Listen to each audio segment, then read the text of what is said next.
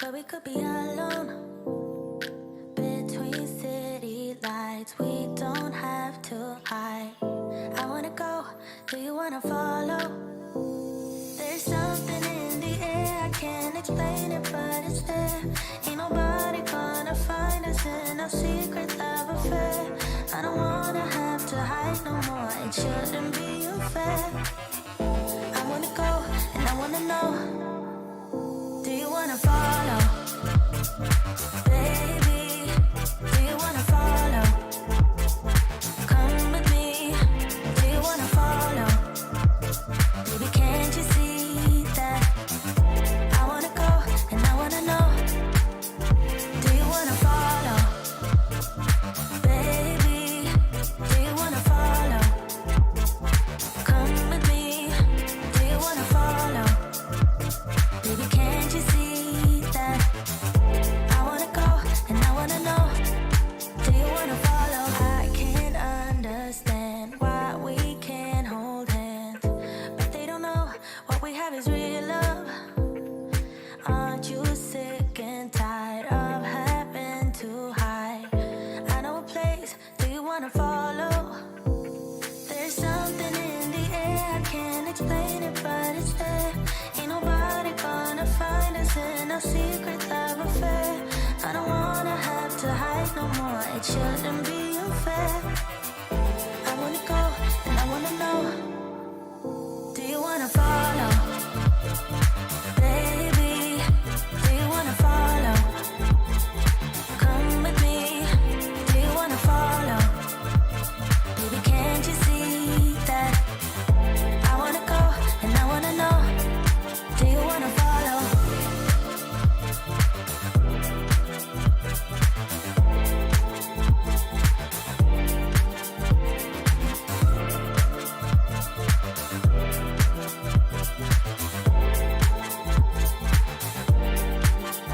Do you wanna follow?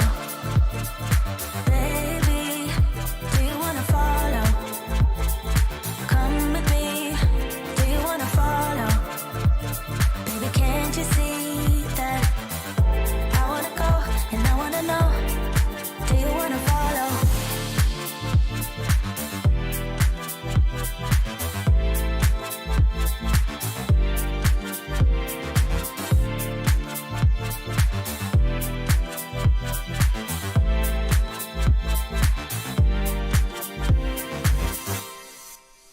What's up, everybody? Welcome to the live stream. I'm very happy you're here with me on a Monday night. I'm very sad that my Elden Ring download didn't finish before the live stream, because I probably would have blown off the live stream just to play Elden Ring. I would have streamed it. I would have streamed it. But no. Oh, no. No. We can't have that. We can't have that. I mean, I could have bought it this morning if I'd have really cared. I just have been seeing video. I've been seeing video all day. I love Souls type games. I love Dark Souls, etc. And I was just finally like, okay, screw it, I'm gonna get it. And then I was like, I have a live stream tonight. And then I was like, I could just live stream the game. Then it's a business expense. And you all would be some of you would enjoy it, but you all would mostly be annoyed, because that's not why you come. You don't come here to watch me game. Most of you come here to watch, ask me questions about FPV and stuff. Or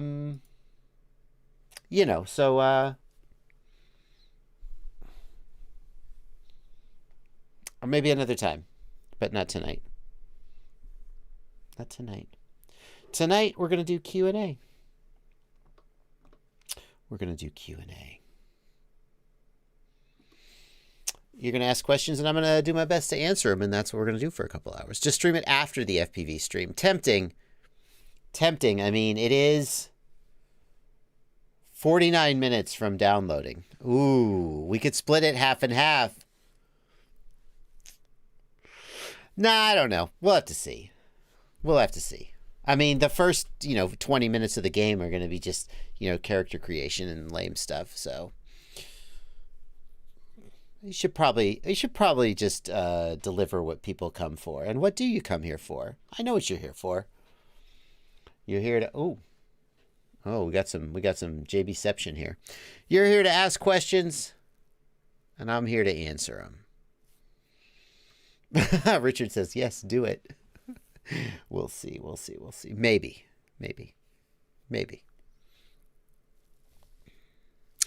I'm going to be taking your questions here in the chat.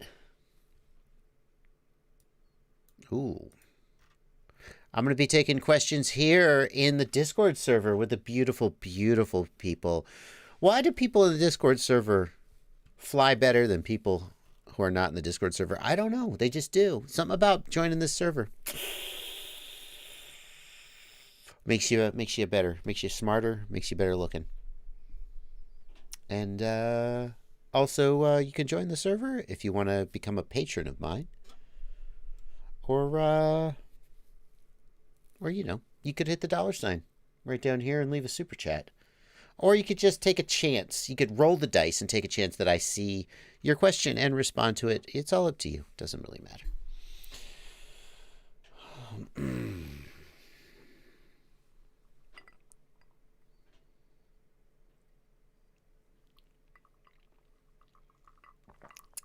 40 minutes. Let's start with this question from Ian. That's it. We're just going right in. Got a question here from Ian S., who says, I have a FreeSky XM Plus that I got to bind with my TX16S, but it loses connection when it's within 3 feet of me. Anywhere else it's fine. That's normal. I'm not muted. Troy fam, I'm not muted. Sorry, bruh. Everybody else can hear me. It's just you. You had me for a minute there. There we go. He says, never mind. So the XM Plus always fail safes when it's within about 1 to 3 feet of the transmitter. It's a phenomena that is, I've heard it called front end amplifier saturation. Basically, there's an amplifier on the receiver that amplifies the incoming signal, and if the incoming signal is too strong, then the front end amplifier gets confused, and basically it turns its gain way down, meaning that the actual signal gets turned way down, and you basically lose connection. As Bob Kennedy points out, it is poor front end design.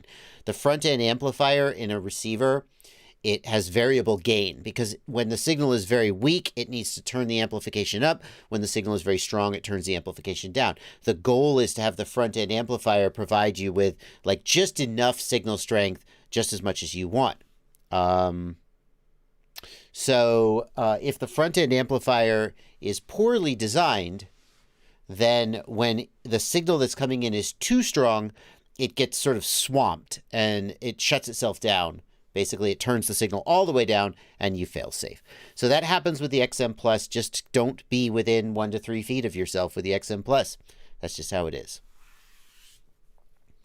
661FPV says the XM Plus is highly sensitive and has great range. I'm going to assume that you're being sarcastic. Maybe you're not.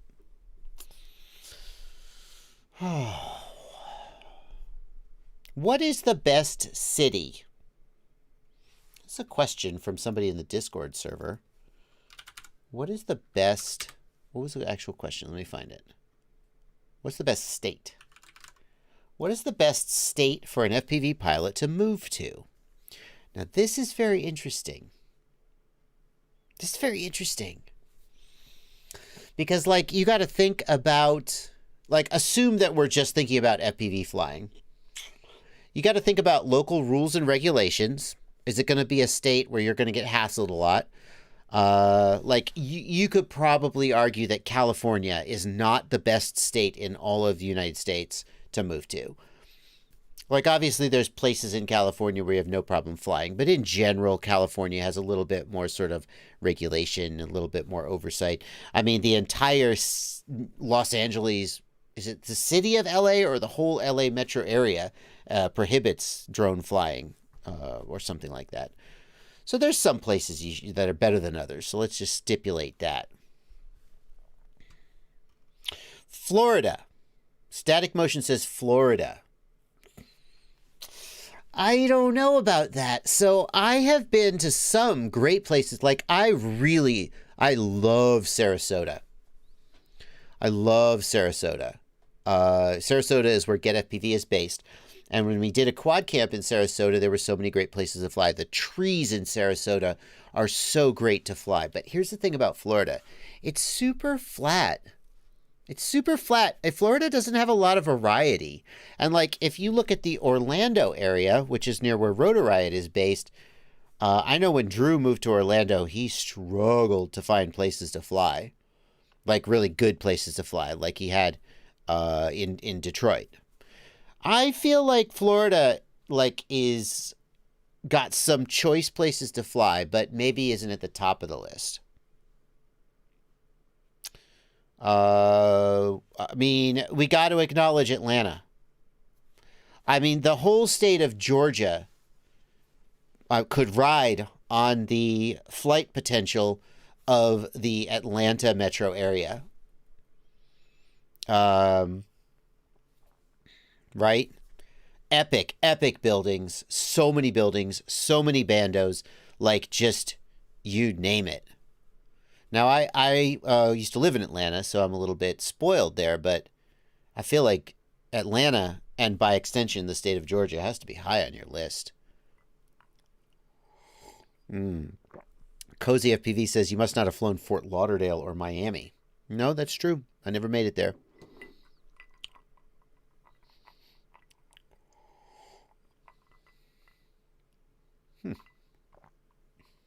Interesting.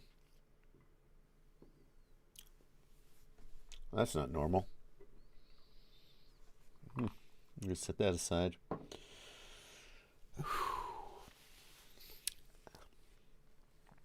Not sure what happened to my drink. Did one of you put something in my drink? No. Georgia's got mountains. It's true. Every major city has an Atlanta-type downtown. That is not true, Cozy FPV. Respectfully. I mean, obviously, I haven't been in every major city in the world or in the United States, but like Knoxville, is Knoxville a major city? Okay, you could argue Knoxville's not a major city. Fair enough.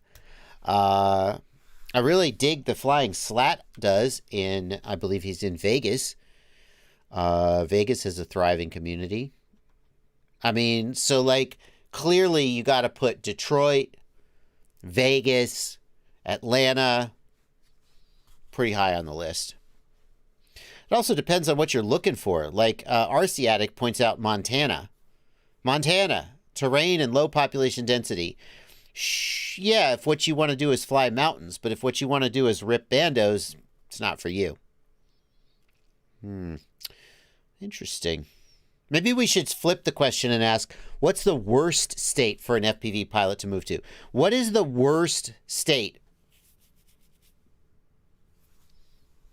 Like, for example, New Jersey. I mean, first of all, let's just acknowledge New Jersey in general. Nobody should. I mean, come on. Everybody who lives in New Jersey, they're just people who can't afford to live in New York, right? And people born in New Jersey who have been Stockholm syndromed into believing it's good. And then, yeah, DC. Oh, now DC, not technically a state, but DC clearly is the worst. Because you literally can't fly drones anywhere in DC because it's the whole thing is a no-fly zone. All right. We've got the Midwest states like Ohio, which basically Ohio, Kansas, which are just essentially gigantic flat cornfields. Not a lot to fly there. Hey, New Jersey, take it easy. Take it easy. New York City, not real good for flying, again, because of the no-fly zones. But New York State has a lot more going on than just New York City. Oh, God, Ciati's from New Jersey. I mean, you're just making my point here, Ciati. I mean, you're all right, but you had the good sense to leave.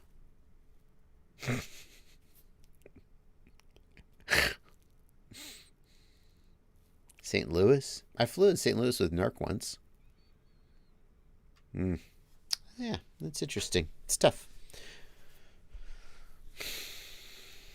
Well, anyway. West Virginia. I don't think I've ever really been to West Virginia, to be honest with you. Does West Virginia even really exist? I've been all over the place. Never been to West Virginia. Wonder why that is.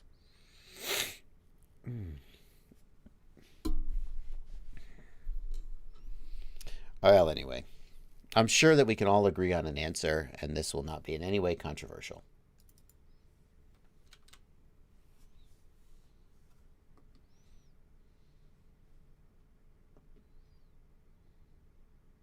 Okay. FPJV is in West Virginia. Got it. I'm just saying, I've been all over the East Coast. I don't remember ever actually being in West Virginia, which makes me wonder if it exists.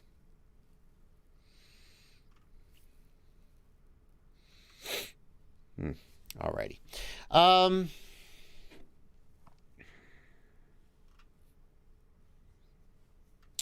We have got a question from Jeff Schultz, the first super chat of the night. I don't know why, but this plugin that I have, that puts comments on screen, it really seems to. What the frick is wrong? It does not seem to remember super chats for very long. It does remember them, just not for very long, so I don't know what the deal is there. Jeff Schultz says, JB, would you consider giving us a look around your shop? You mentioned it the other day. I hope you will. Jeff, I've been thinking about doing like a shop tour. I'm not going to do it here on the live stream just because I don't have like a mobile camera that I could show you guys around. But I'm thinking about doing that. Doing something like that. Not at the moment though. Appreciate your $10 super chat, Jeff. Thank you very much for that.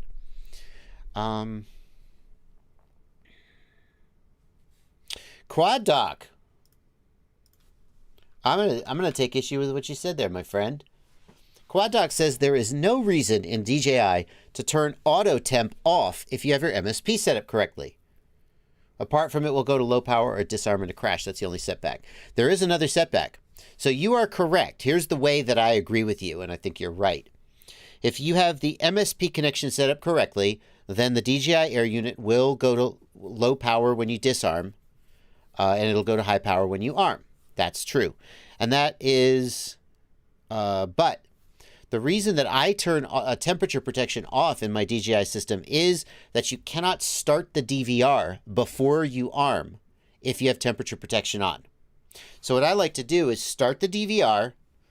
I lean down. I'll be like, whatever. Hello, everybody. We're going to fly. Maybe if I'm doing a recording of a handheld, like I don't have a GoPro. But then I set the quad down, and I go in front of the quad, and I go, take one, clap. And that gives me an audio sync between my different cameras. And then I'll set the quad down, and I'm ready to fly, right? So now I'm recording. If you have temp protection turned on, you cannot start the DVR before you arm. So until I figured this out, what I would have to do is arm the quad and then go take one, clap. And the whole time I'm worried that I'm going to accidentally bump my throttle. So I turn temperature protection off on most of my quads so that and the other thing is if you disarm, the DVR stops immediately if you have temperature protection enabled, which sometimes I don't want that to happen.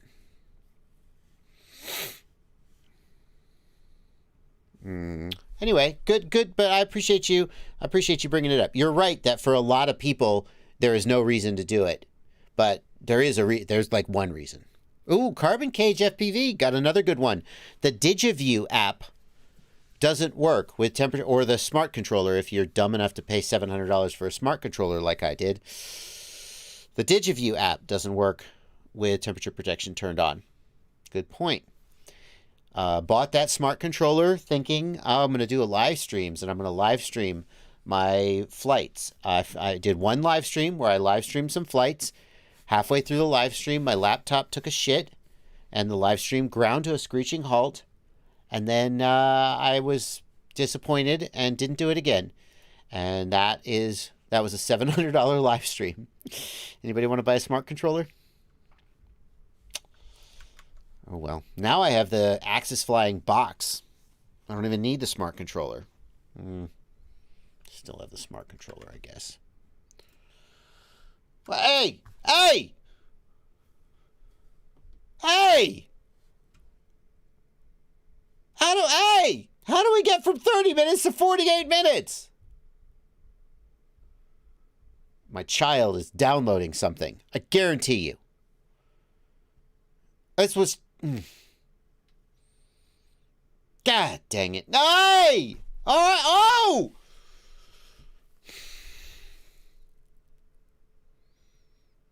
Go kick my kid off the internet.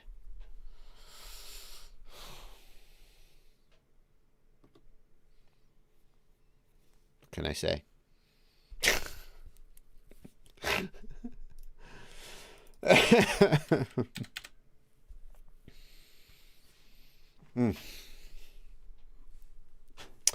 Coelho FPV wants to know. Where's... Oh, my goodness gracious. This plugin is more trouble than it's worth.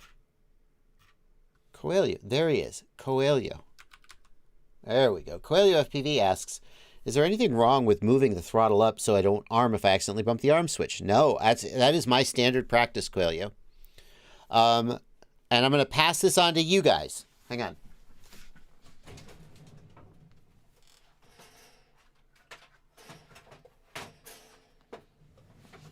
I'm going to pass this on to you guys. What I do, standard practice is, when I land, I disarm, and then the next thing I do is I raise the throttle. And then that's how I have when I'm carrying my radio, my throttle's up.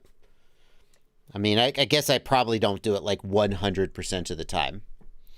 And that prevents you from accidentally flipping the switch and arming. Yep. Now, here's the problem with that. It's going to be difficult for me to demonstrate this on stream.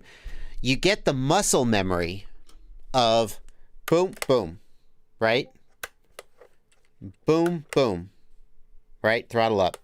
And occasionally, I have gone throttle up, disarm. Like my signals get crossed, and I throttle up before I disarm. So I'm flying in, and I'm coming into land, and suddenly I go, whoop, boom, boom. And I'm like, oh, shit. So, you know, watch it. Why not just have a pre-arm switch? Why don't you just have a pre-arm switch? Pre-arm switch.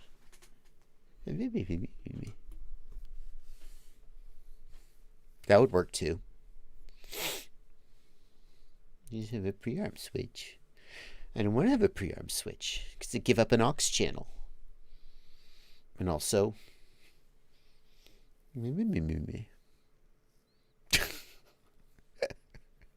that would work too. Cozy FPV says, the Lux F7 flight controller I emailed you about, the gyro's bad. Get FPV swapping it for me. Oh my goodness gracious, a Lux F7 with a bad gyro. I've never heard of such a thing. I've heard of it a lot.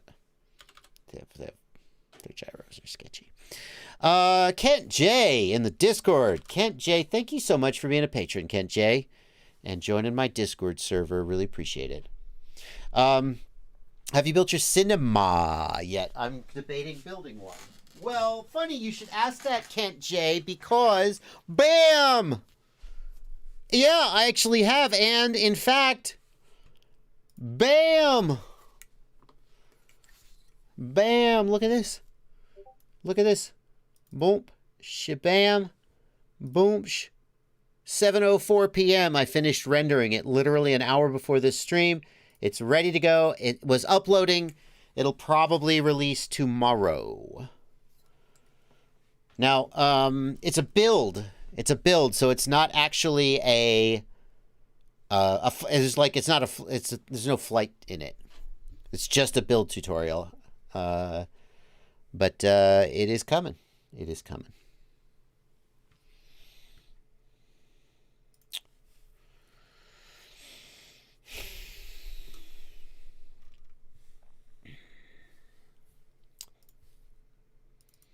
Yes, sir. Ooh, we're back down to 45 minutes. Not bad. Yeah, King Turkey says, oh yeah, that frame is just thrilling to assemble. Yeah, it sure is. I'll tell you what, I can't decide. You guys tell me. Okay, I was gonna say, I can't decide if I'm just like a whiny little, you know what. Because like, I built this. Siati, are you still here? Are you still here? Siati, come out of the bathroom. Answer this question. Like, anytime I end up building a micro, I kind of feel like I'm a whiny little wuss. Because they're always so fiddly to build. But this one, like, it's like, it's not even just like a plastic frame that you put all the parts in. It's like so fiddly and got so many parts, and soldering it up was... It literally, it just... I don't know. And I think that, like, if you... I like to think that if I built micros more often, then this would just be the way it is and I'd be fine. But then I watch Ciati's live streams, and it looks like he thinks it's a pain in the ass too. So I think the first question you got to ask when you're thinking about building this... Now, maybe this is... I haven't flown it yet. Maybe it's the best Cinemah ever made. I don't know. But the first question I ask whenever I think about a micro is, do I even want to build this, or would I rather just get a pint and fly? Yeah, you have to repair them sometimes too, but I don't know. Have you flown the Cinemah, Ciati? I got it done. It's not the end of the world. It's just so fiddly. Like, 5-inch is just big enough that everything sort of goes in, and you don't have to, like, tear your hair out making everything fit. And the solder pads are reasonable to work with. I don't know. Nurk liked it. Yeah, he did. So we're going to see how it flies. I haven't flown it yet. We're going to see how it flies. It's a very interesting build. I think what it's got going for it is that if you look at most of the other Cinemahs, bind and fly Cinemahs, they have like single piece plastic frames. And so when you break the frame, you got to replace the whole thing. Whereas this has individual pieces. It's just, there's so many damn screws and pieces and ugh. Ciati says, I haven't flown that frame. I heard it was a nightmare to assemble and said, hell no. Yeah. I mean, I don't know if I would go so far as to say a nightmare, but definitely, it definitely has been designed with, has not been designed with ease of use in mind. They had other design priorities. Anyway, we'll see how it flies.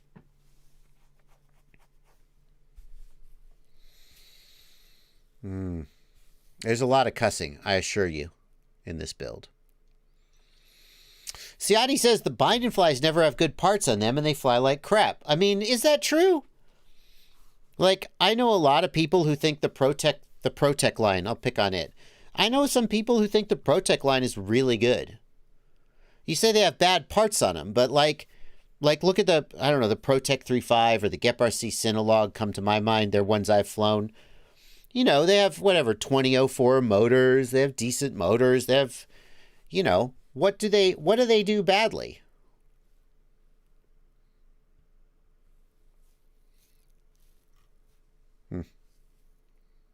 Why can't they just put prop guards on the prop? Says, I don't even know how to read your name. It is available with prop guards. Jory FPV says, most of the bind and fly Cinewhoops are all-in-ones, which is a hard no.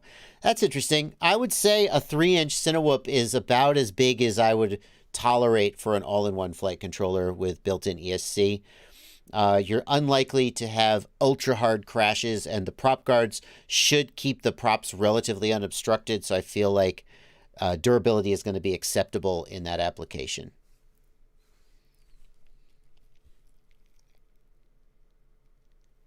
JC Cantrell thinks the iFlight bind and flies are good quality. Cool Cat. Cool Cat. Cool Cat gets the Livestream award for correctly using the phrase, the proof of the pudding is in the tasting. Everybody says the proof is in the pudding. The proof is not in the pudding. The proof is not in the pudding. The proof of the pudding is in the tasting. Think about it. It makes sense. You taste the pudding. They're saying that results are what matter. You could have the best pudding recipe, but ultimately, if your pudding doesn't taste good, I don't give a shit what else you did. The proof of the pudding is in the tasting. Everybody says the proof is in the pudding, and it drives me crazy.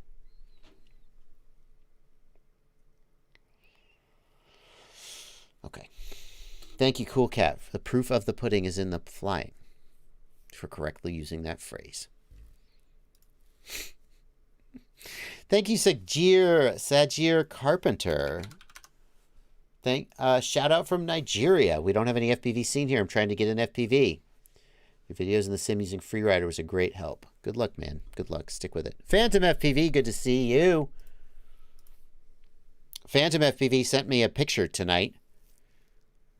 It was a picture of a bunch of Express LRS gear. And I said, he flies Tracer on most of his stuff. And I said, oh, you getting into Express LRS, you know, what do you think of it? He was like, it's kind of a pain in the ass. I was like, yup. It's a pain in the ass. That is correct, sir.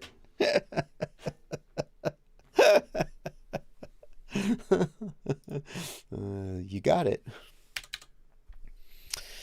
Dozer FPV, thank you for a $2 super chat.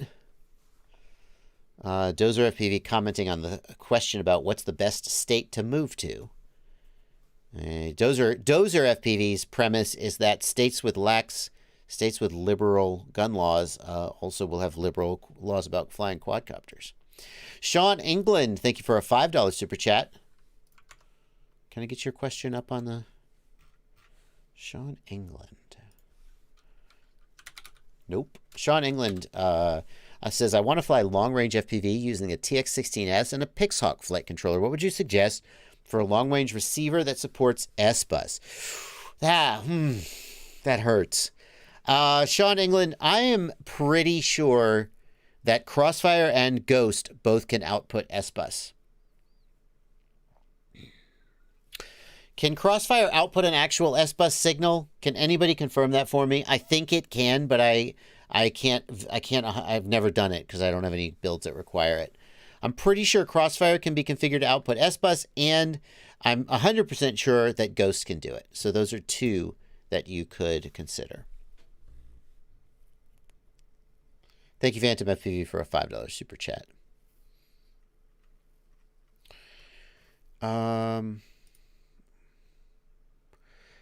Sad Demon in the Discord has posted this. I wonder if anybody here can comment on this. Is anybody running into this?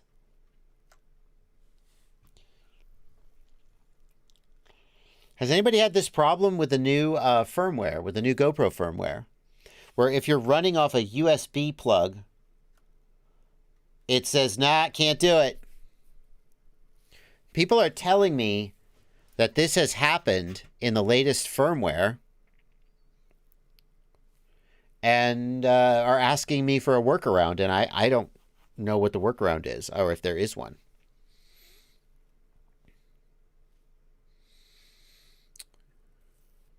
So two things going back to Sean England's question. Number one, Crossfire can output S-Bus, but number two, thank you for confirming, RG Pilot can support Crossfire, so why not just use Crossfire? Use Crossfire. Yeah, RG Pilot can do Crossfire. If you're using Pixhawk, you don't need to use S-Bus. Well, RC Ritter says, well, put the battery in. Well, no shit, RC Ritter. He wants to fly it without the battery to save weight. Respectfully. Is there a workaround, though, to fool it into thinking it's got a 5-volt 2-amp source? Like, is there something iFlight needs to do in the USB plug or something? Like, put a resistor between these two wires to make it think it's a 5-volt 2-amp? That's what I should do. I should ask iFlight. Yes. I should ask iFlight. They'll know the answer. Hang on. I'm going to ask my contact. I mean, we probably won't get an answer here on the live stream. Oh, hang on. Let me not put that whole conversation up on stream.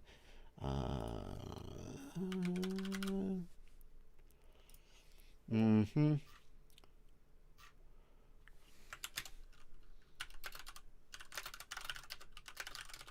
I'm going to ask him. He probably won't answer me right now, but... Aber the Ham says, are you sure the USB connector supplies adequate current? Yeah, Aber, absolutely. Look what we got going on here, man. This is not a USB plug. This is a direct USB connection from a LiPo. It can definitely provide 2 amps. I think what's happening is that the USB connector needs a special resistor in it or something to tell the GoPro that it's a 5-volt 2-amp or 5-volt 3-amp, whatever higher source. So, I'm pretty sure, Bobby Bags, I'm pretty sure that you can't feed 2S voltage into a USB plug on the GoPro. Can you on the Hero 10? That would be interesting.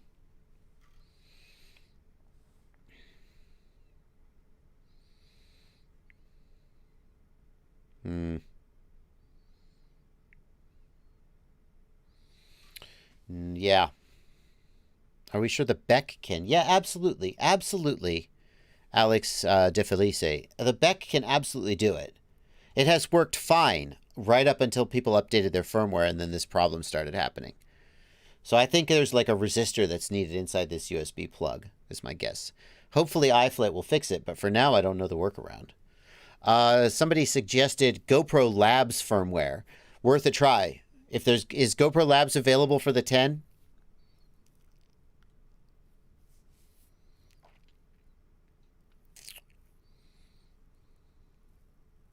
Pop FPV says he has a video where how do you change it?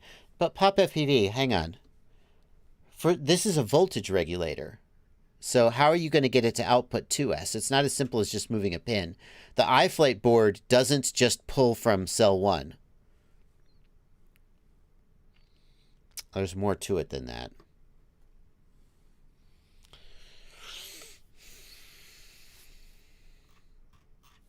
Hmm. 702 Fly and Ride. I'm going to get your question on stream? No. 702 Fly and Ride says, DJI still doesn't work with new Android and zero help. Thank you for a $4 super chat. If you're trying to get the DigiView app working with Android, then that's my guess as to what you're asking. Then I would say make sure you have temperature protection turned off.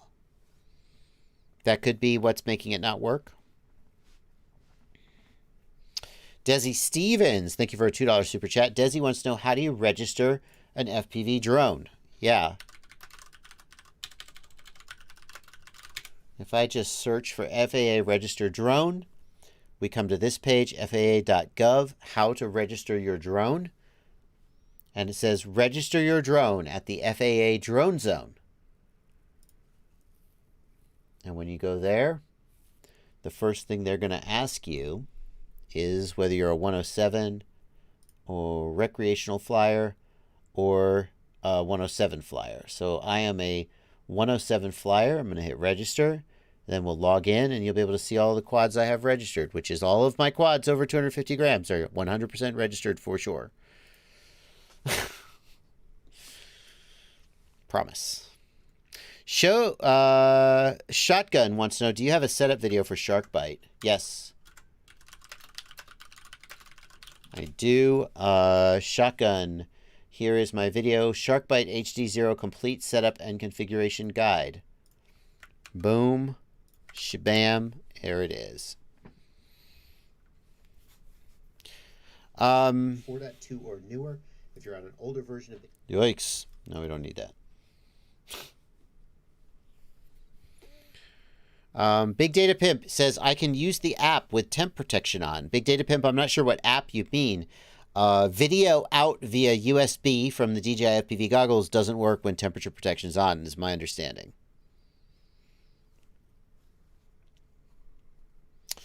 Pene Pitorio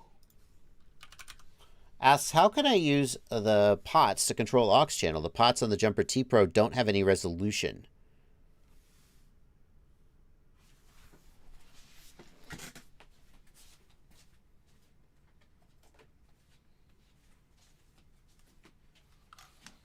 I had to remind myself. Oh, it has these sliders. My guess is that you need to run calibration, Pene. If you calibrate, if you run stick calibration and you calibrate the sticks, but you don't calibrate the sliders, then they'll have no resolution. They'll just go 0 to 100 immediately. So what I would say to do is rerun calibration. And make sure you, when you move when it says center your sticks and sliders, make sure you center the sliders as well.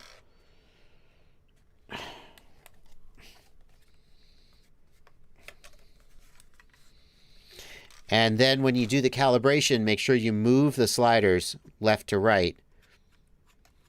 So.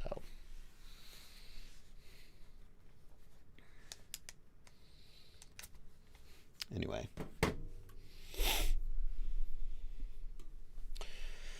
Zeppelin asks, how is the FAA going to enforce the remote ID proposal? If people don't use a transponder, how will they know? Zeppelin, it's obviously going to be one of those things where they're going to catch you for something else, and then they're going to throw the book at you for not having the remote ID. Flying without remote ID, they will have no way of knowing that you're... If you were to be, in the middle of the desert, in the middle of the mountains, and you fly without remote ID transponder, no one will know, no one will care. Just like right now, if you're flying and you don't have your FAA number on your drone, which I would never do, I would never fly an unregistered drone, and I would never fly a drone that doesn't have an FAA number on it. But if you did do that, chances are no one will ever know and no one will ever care.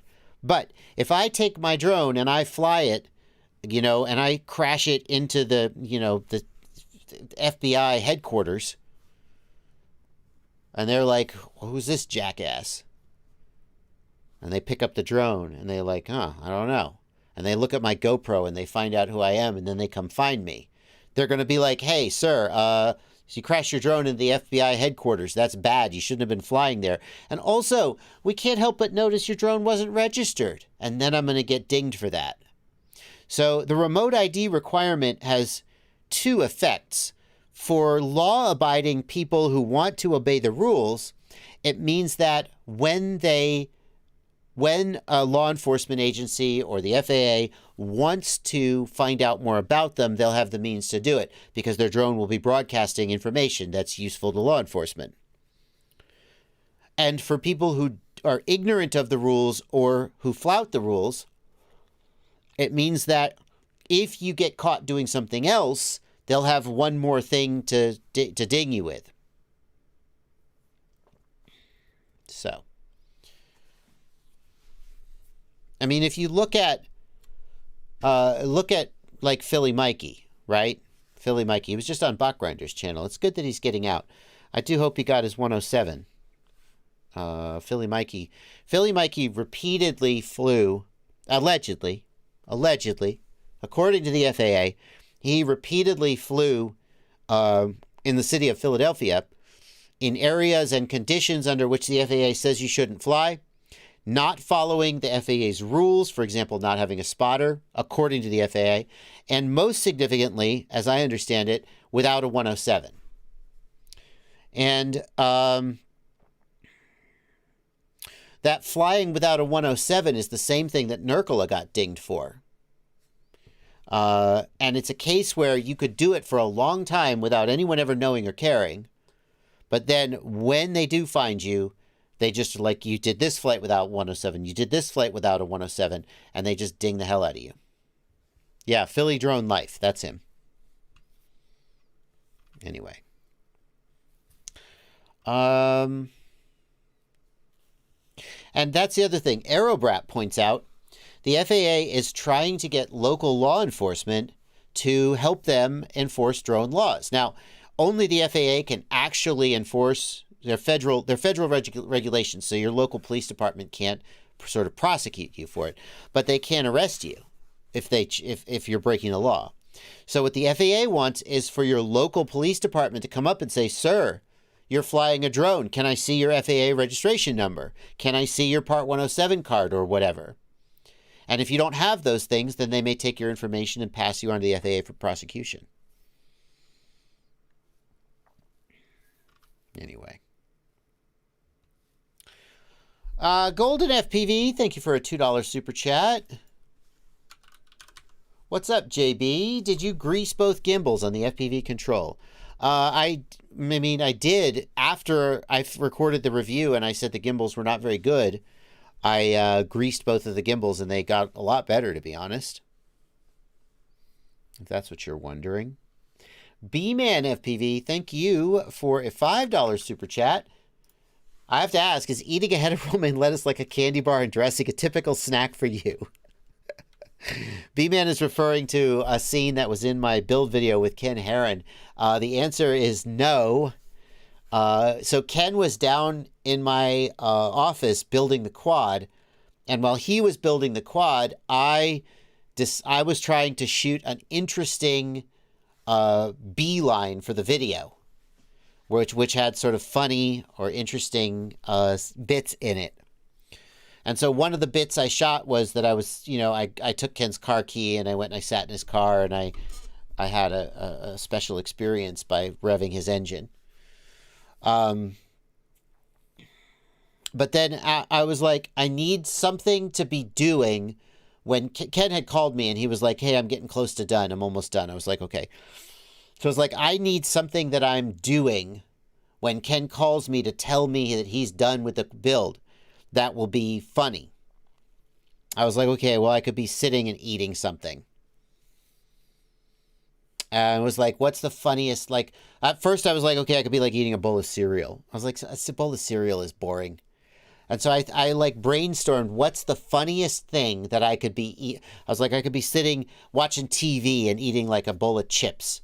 I was like, that's not funny. So I like really sat down and brainstormed, what's the funniest thing I could be eating when Ken calls me to tell me that he's done working. And I decided that grabbing a head of romaine lettuce, pouring salad dressing on it and eating it like a candy bar was the funniest thing I could think of to be eating. I also, I didn't know with rotary engines, Ken's car is an RX-8, has a rotary engine. I didn't know that when you start them, you have to let them warm up. Or if you start them and stop them and don't let them warm up, they can, like, I don't know if they flood or what, but it's bad for them. And then it's a big hassle to get them to start. And so Ken didn't tell me this. So I went and I sat in his car and I cranked it and I revved it and I went, oh, and I filmed myself having a reaction. And then I turned the car off. And then I was like, I got to get some B-roll. So I did another, like a close-up shot of me turning the key. And I cranked it and I started and I revved it. I was like, I got to get a shot of the gauge cluster as I start the car. So I turn the car off and I start the car and I rev it and I shoot the gauge cluster. All in all, I started and stopped the car like 4 times. Revved it. I did keep it below the red line. I'm not a savage. And then I went back in and I gave Ken the key back. And he said, "Did you start the car?" And I said, and I was still doing the bit. And I was like, no, I didn't start the car. And he was like, no, really, I'm not doing a bit. Did you start the car? And I was like, oh, sorry. Yeah, I started the car. It was like, okay, you got to let it warm up, right? And I was like, no. Did I like F up your car? And he was like, I'm sure it'll be fine. I was like, shh. Like, when you gave me the key, you knew I was going to start the car, right? Anyway. It was all fine. Rotaries don't have a red line, said ZFPV. Well, actually, what I learned from Ken is when the engine is, and you could see this in the gauge cluster, there's 3 different segments of the red line. When you first start the car, the red line is at like 7,000. And then as the engine warms up, the red line goes to 8,000 and then 9,000. But when the car is cold, you actually need to keep it relatively low RPM, well, for a rotary. Anyway. A little behind the scenes there. Thank you, Phantom FPV, for the congratulations on 140,000. 140,000? Goodness gracious. Is that true?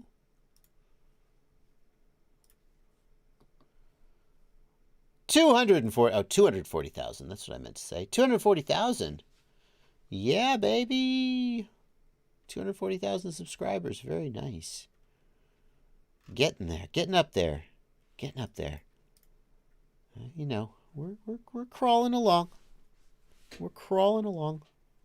Baldman FPV, shut up. I did not take 2 years off the life of the engine. Please don't say that. Please don't say that. It's a brand new engine, too. He had a new engine put in it. Please don't say that. Please, that's not true. Surely that's not true.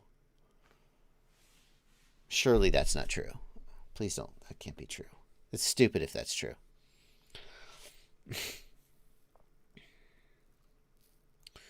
Oh.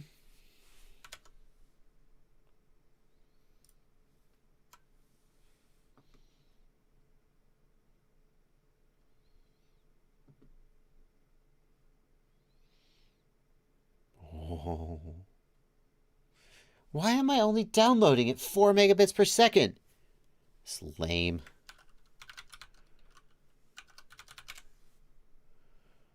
That's lame.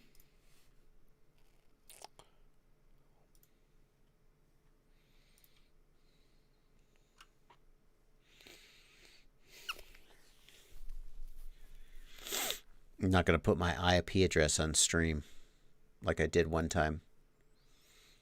My actual external IP address, I accidentally once put it on stream. Oh. It's my laptop. My laptop is down. Oops. That's my bad. That's my bad. That's my bad. It's not my son. It's my laptop. Oops. Okay. All right. Turn off my laptop.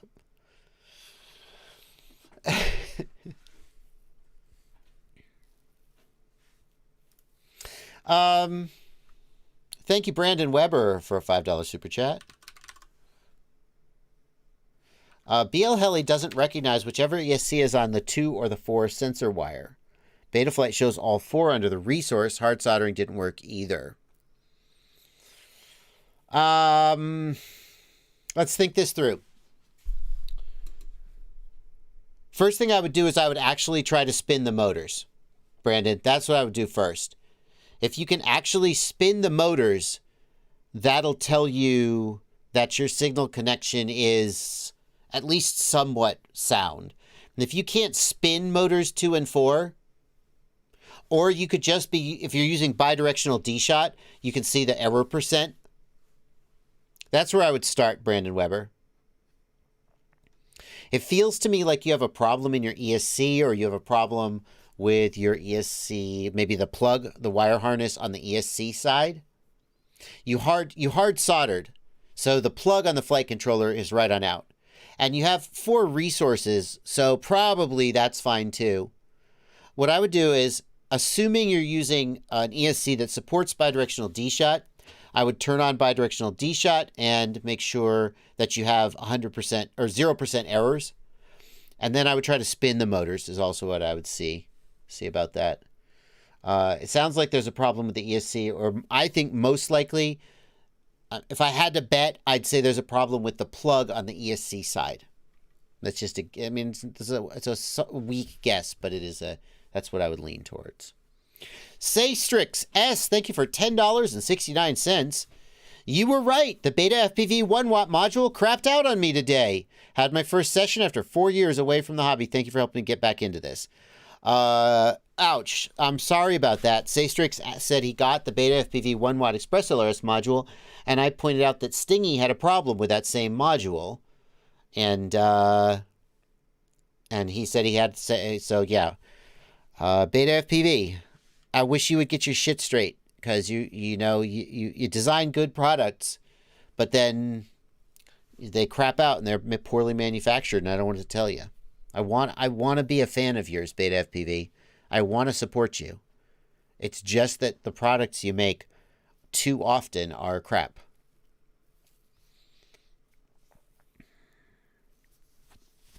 Brandon Weber says, I put a different flight controller on and all the ESCs work great. I guess it was the flight controller then that was messed up.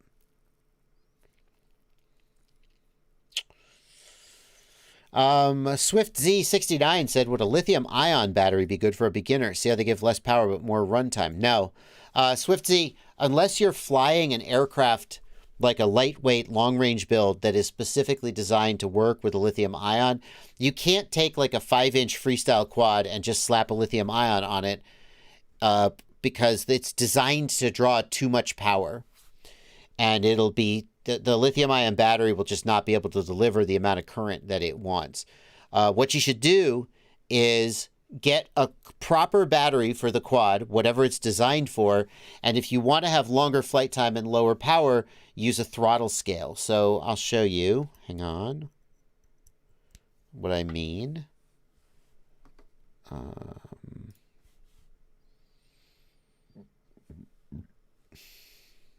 Any minute now, we'll get Betaflight up here. Any minute now, we'll have a flight controller. I remember this flight controller got messed up, actually. How about this one? There we go. You're going to go to the PID tuning tab. You're going to go to the rate profile settings. And you're going to change the throttle limit to scale. And the throttle limit percent, and take that down like 75%. And that'll reduce the power of the quad and reduce the make it just basically slower and easier to control. That's what I would suggest.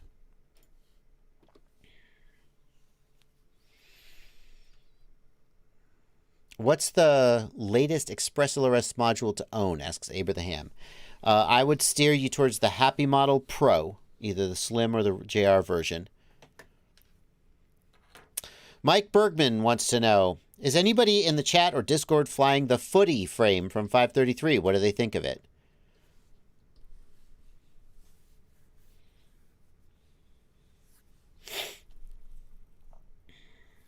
Raceband asks, hey JB, I fixed the 250 that I had.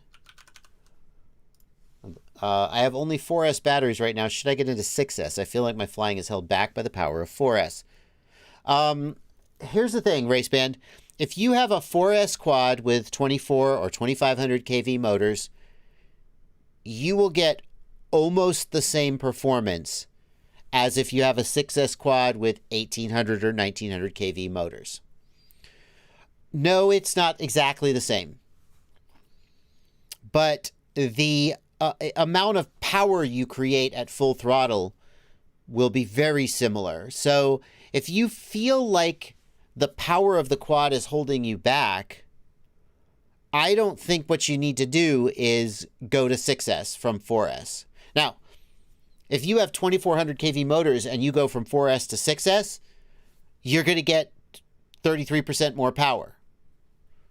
Or 50% more power, actually, is probably the right way to say it. You're going to get more RPM, and you're probably going to need to use like a motor output scale to bring the RPM down to something manageable.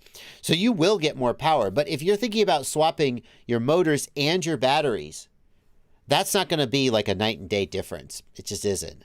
Especially when you're talking about small batteries, such as are used on lightweight builds like the 250. The 250, there's like one 6S battery that keeps it under 250 grams. Maybe two. Now, they've made a few more. So on something like the 250, I would stay at 4S. Now, I know Tommy Tabahia flies 6S and feels that there's an advantage. I think the advantage is more in the responsiveness of the motors and the PID tune than the actual power. But you said power is holding you back. And I think if you care about power, you need bigger motors. You need higher kV motors to get more RPM. You need more aggressive props. Those are the kind of things I would have you be thinking about.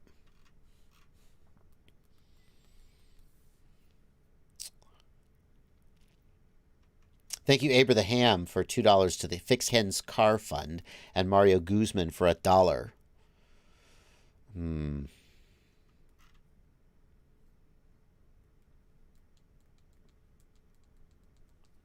Let's see here. The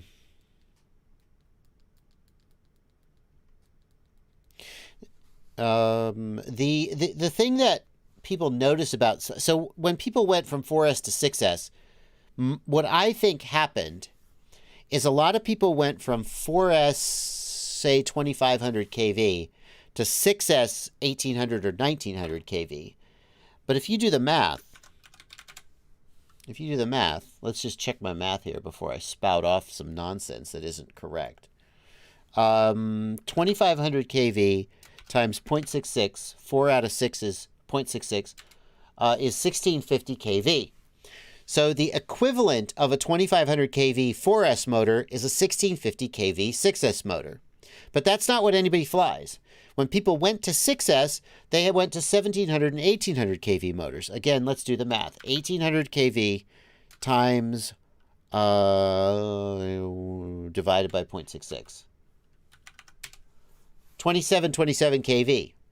The equivalent of an 1800 kV 6S motor is a 2727 kV 4S motor. Again, almost nobody flies that. Why is that?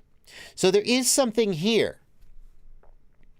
For some reason, when you fly a 2700 kV motor on 4S, or even higher, because people will fly 1900 kV, even 2000 kV on 6S.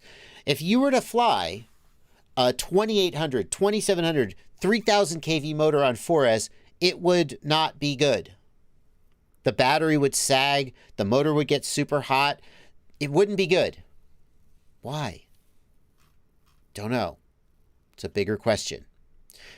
But if all you do is switch from 4S to 6S and you keep the kV the same, there's not that much different.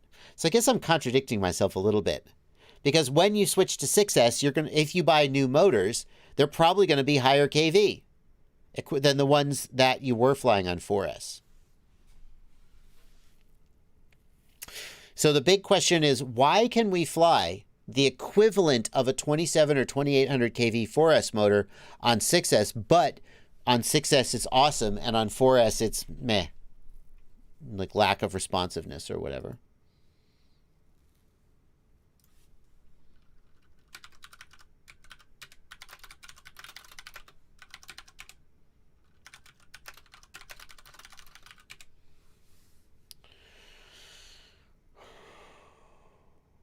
Jurai Takanashi asks, is a 6S battery with less mAh the same as a 4S battery with more mAh if they both have the same watt hour? Yeah, basically.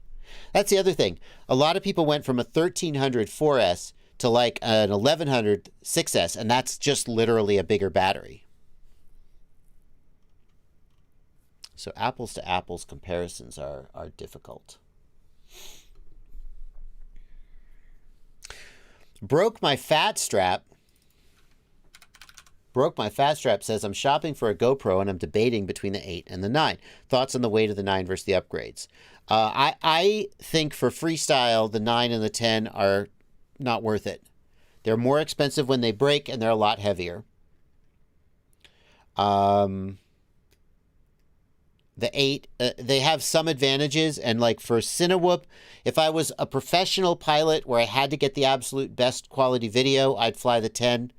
But for just ripping around, freestyle bando bashing, the 8, I think, is the sweet spot. Maybe even the 7.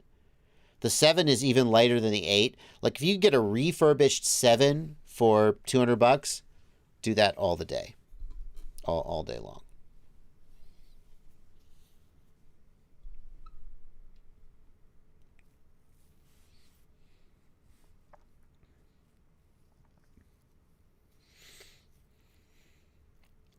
Now, Lord Henricks has an interesting question. Lord Henricks says, by mistake, a few months ago, I ordered 1700 kV motors and I run 4S. Am I experiencing a big loss in performance? Yes. Yes. Yes. So again, let's just do the math. 1700 out of 2400. You are getting 70% of the power that you would typically get out of a typical 4S motor. Now, here's the thing. I have flown 4S on 1900 kV before. Just for perspective, 1900 out of 2400 is 80%. So that's 80% the power. You're losing 20% off the top. And I have to say, it's totally flyable. Like, if somebody said, hey, I've got these new props. These are new props on this quad. See what you think of them. You probably wouldn't go, no, this isn't right. You'd be like, oh, these props are a little underpowered, huh?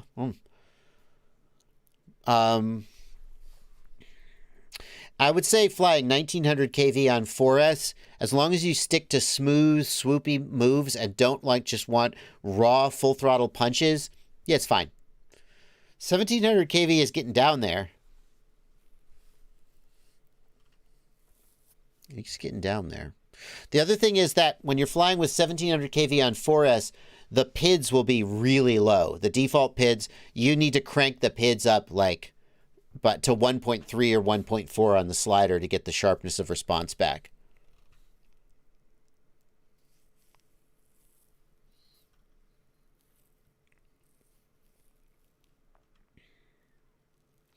Ruby C, thank you for a $2 super chat. Any thoughts on iFlight HD whoops like the A75 and the A85? Ruby C, the i75 and the A80, the A75 and the A85 are.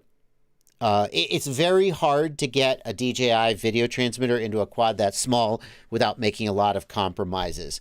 Now, the A75 and the A85, if you're looking for a bind and fly quad with DJI built in, they are a good choice. But know that you're making a lot of compromises to get due to the weight in terms of flight performance. James wants to know, are all DJI Air units lights alike? Can I use the one I got with a run cam with the Caddx camera? Yes, you can. They're all alike. Absolutely.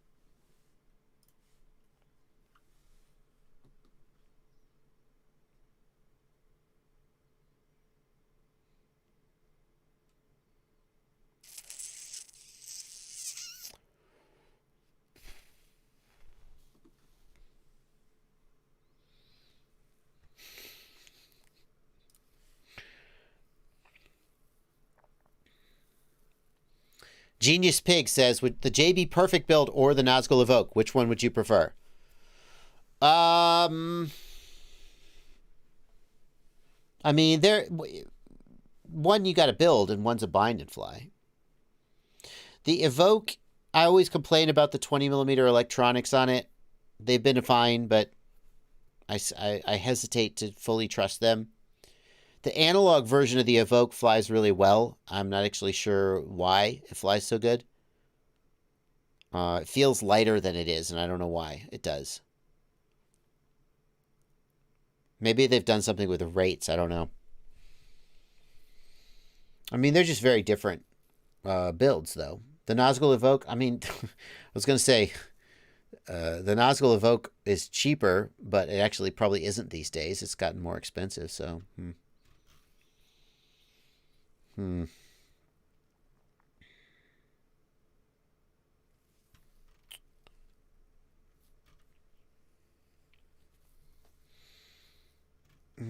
Thank you. I love cats for $20 super chat. I left the hobby a few years back when all the regulations started to hit.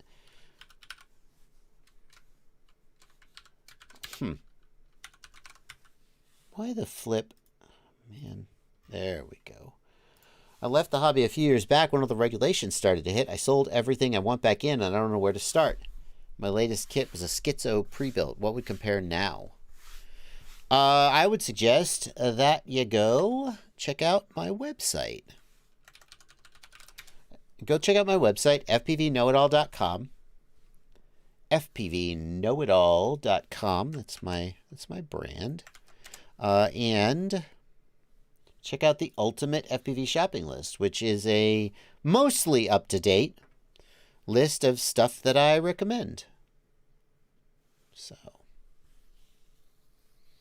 definitely check that out.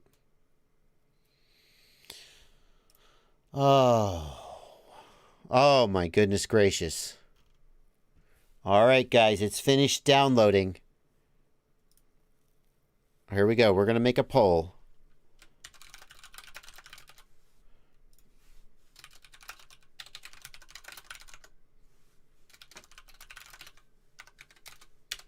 We're going to make a poll, and we're going to see what we're doing with the rest of the live stream.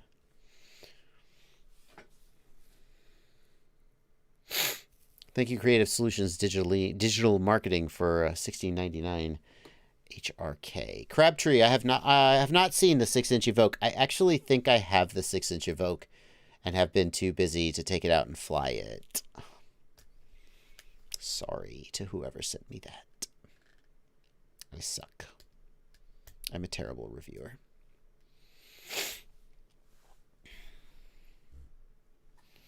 Chonk, thank you for a $5 super chat. What are your thoughts on the AOS frames? Will you make a video on them? I mean, Chris Rosser makes frames that perform very well. The upside of them is their flight performance. He has, I mean, let's just take Chris at his word that he's designed frames that objectively have better resonance characteristics and can be tuned more easily and presumably fly better than other frames. Fine. So then what are the downsides? Aesthetically, I think his frames are not the best, like, looking frames, which some people care about that. I don't personally care very much about the aesthetics. I like how a quad flies. I don't really care how it looks. But there's people who will build an Apex and go, it looks so nice. And the other thing is that in terms of maintainability, some people prefer frames. They don't like that triangle design. They think it will catch on branches, or they just think it's a little more difficult to work on. I think they're good frames at a good price, and Chris is a good guy. Riet9 asks, have Chris's claims been peer reviewed? Riet, I'm not sure about that, but it would be trivial to peer review his claims, because anybody like a UAV tech or somebody like me even could just do a gyro log in black box. You know? Pacific Northwest Pilot says Elden Ring servers are under maintenance state. Does that mean you can't play? Does that mean you can't play at all? Oh, it doesn't matter. It doesn't matter. Doesn't matter.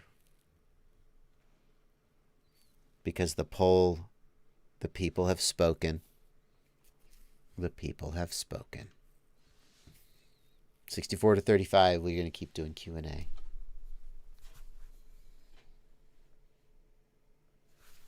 It is what it is.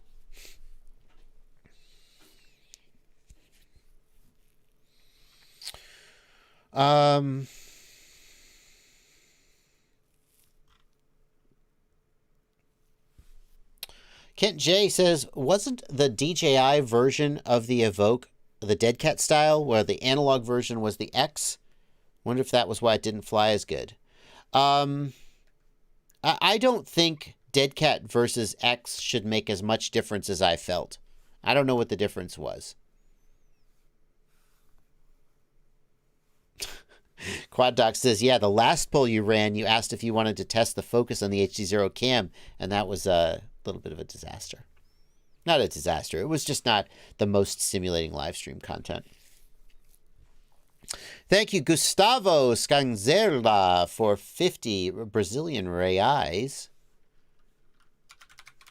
Thanks for all you do for our community. Please keep it up. Thank you so much, Gustavo. I plan to it. I plan to.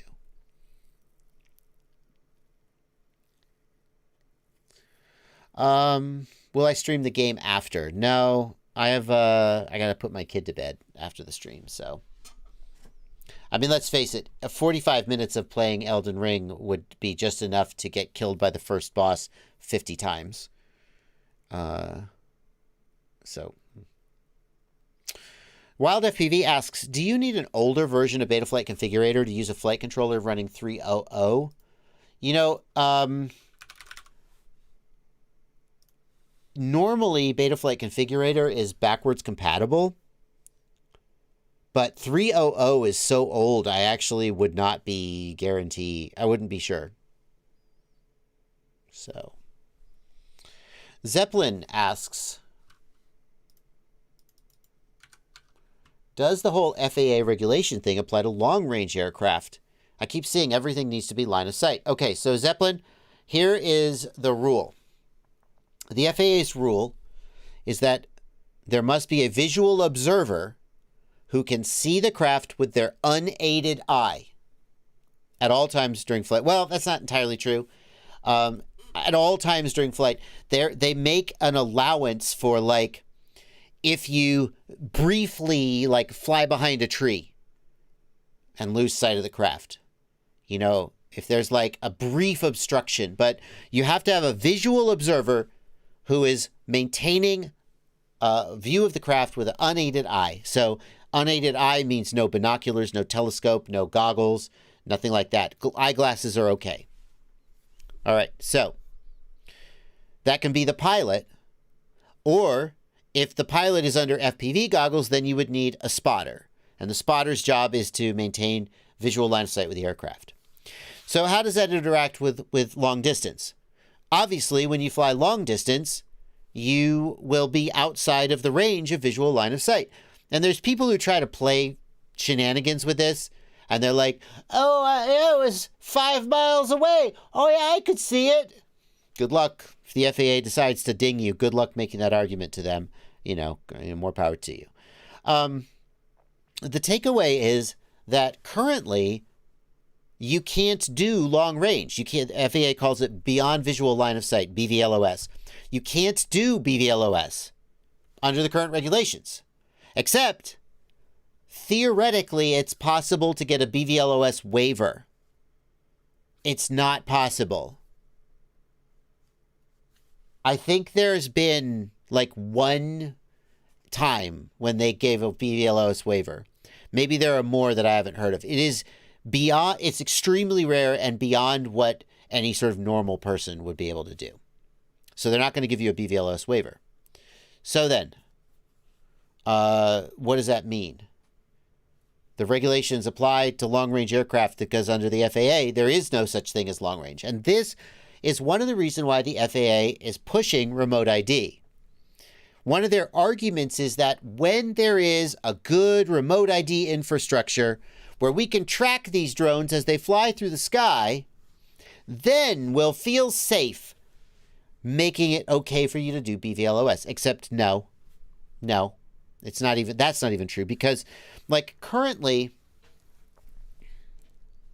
I should say, as a Part 107 holder, I really ought to know these rules just off the top of my head, and I don't. I knew them long enough to pass the test, and then I was like, this clearly doesn't apply to me, and I promptly forgot it. Fair enough. Currently, they've defined several classes of drone. I think there are 4 classes, and only the highest, most strictest class of drone is even eligible to do BVLOS. And that means this is a drone that is basically treated like a full-scale aircraft where you have, you know, maintenance logs and all this nonsense bookkeeping. So the idea that once remote ID comes, like a typical hobbyist will be able to do BVLOS is completely false. Once remote ID comes, like Amazon and Google and maybe a university will be able to do BVLOS, but not typical hobbyists. So BVLOS, there isn't a legal way to do it. Pretty much at all. Practically speaking. And by the way, That also means that FPV flight, where you fly behind a building or you fly through the trees and you don't have visual observance of the aircraft, is technically also not legal. Unless you have a visual observer who can see the aircraft at all times, which I totally always do.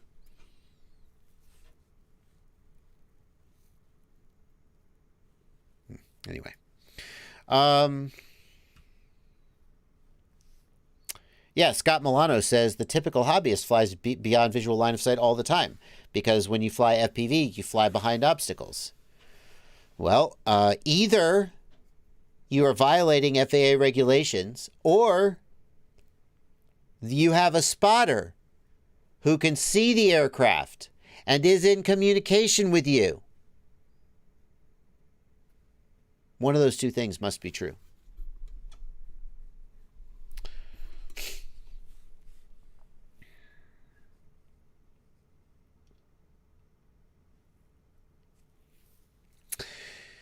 ZFPV and 661 FPV seem to be having a little bit of a disagreement. Is it about Chris Rosser?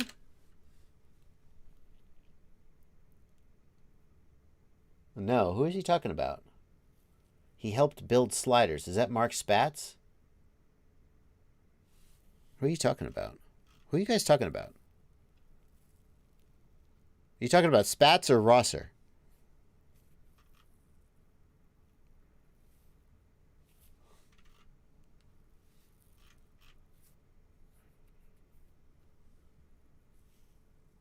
The chat's gonna catch up in like 10 minutes.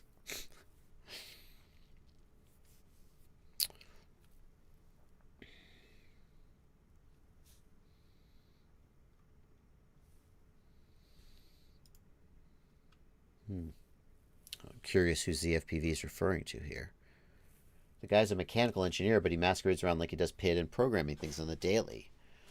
Is that UAV Tech or Rosser? ZFPV thinks Spatz is irrelevant.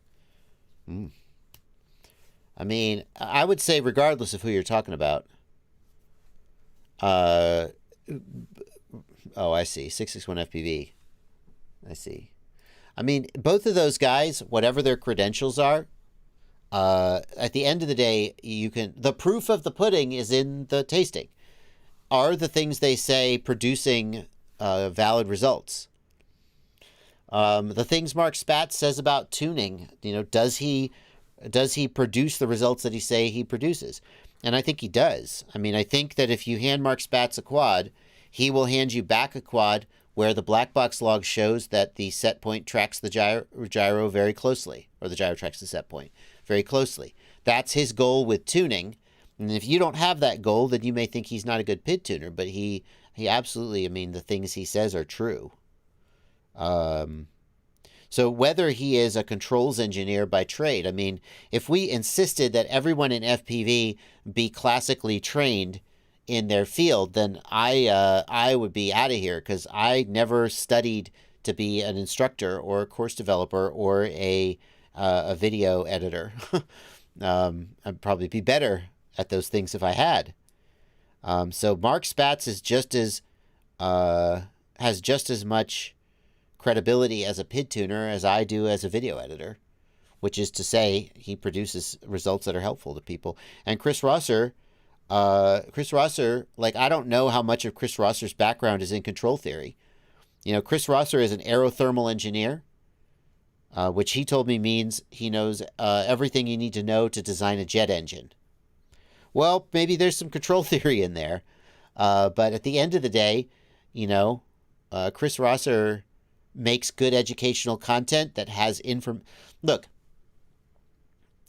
a lot of educational content is someone who is smart taking information and distilling it to a form that you can understand. It doesn't necessarily mean that they are an expert in that field. Like, I could give you a tutorial about how a brushless motor works. I don't know shit about designing ESCs or building brushless motors, but I could basically tell you about the process of commutation. And because I have the skill of speaking in a way that people like to hear and feel like they can understand, you might walk out of that conversation smarter than you walked in, as long as I was careful not to accidentally feed you wrong stuff.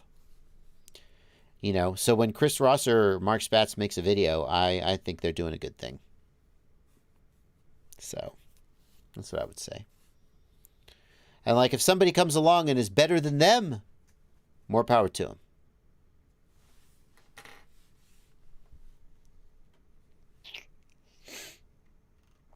Jirai Takanashi asks, didn't you make user manuals and guides in a previous job? I did, but I never actually had any training and no formal training. I just had a guy who worked at the company who said, here's how you teach a class.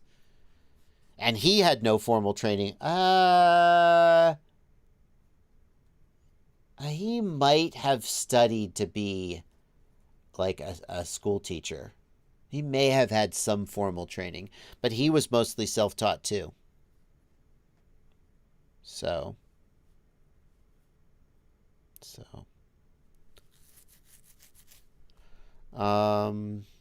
Yeah. Anyway.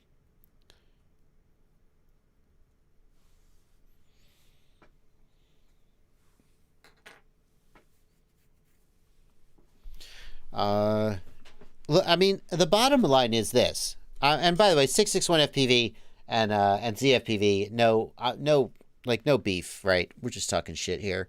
The bottom line is, like, the Betaflight devs, if you go back far enough, the Betaflight devs also had, like, no background in control theory. Right? Like, I don't know what their background is today, but I guarantee you a lot of the people who develop our firmware are not actually qualified to write flight control firmware. And they're just making it up as they go. Kevin Plaisir didn't even know how to code when he picked up the project that eventually became EmuFlight. Kevin Plaisir taught himself how to code by working on EmuFlight. Did he produce useful, valuable, interesting results? Absolutely. Could a person who was classically trained in control theory and so forth and real-time operating systems have done it better, faster? Maybe, but they weren't there. Step one is, like, there's a principle that I go by, and it's like, if there's somebody else who's better for the job and they're not here, then you're up. The fact that someone else could do it better for you than you, are you going to go get him? No? You're up. So.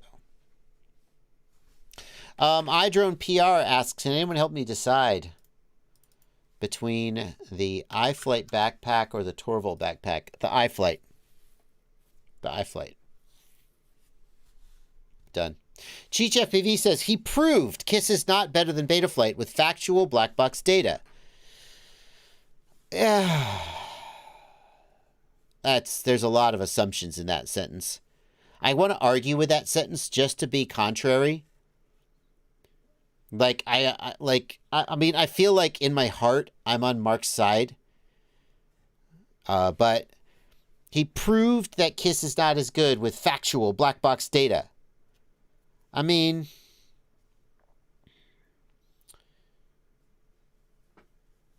the first thing, so like, set aside the question of feel, which is entirely subjective.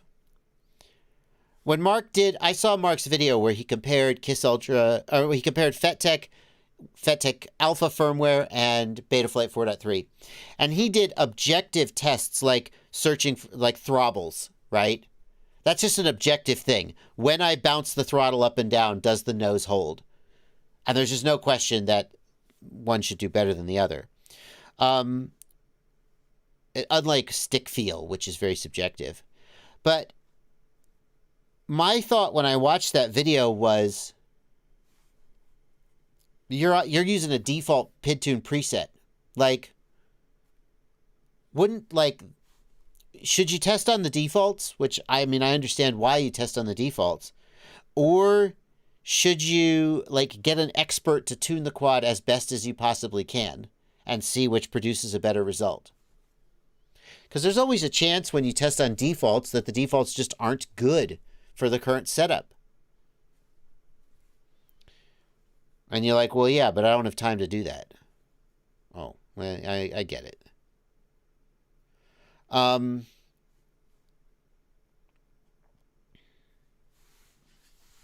Yeah.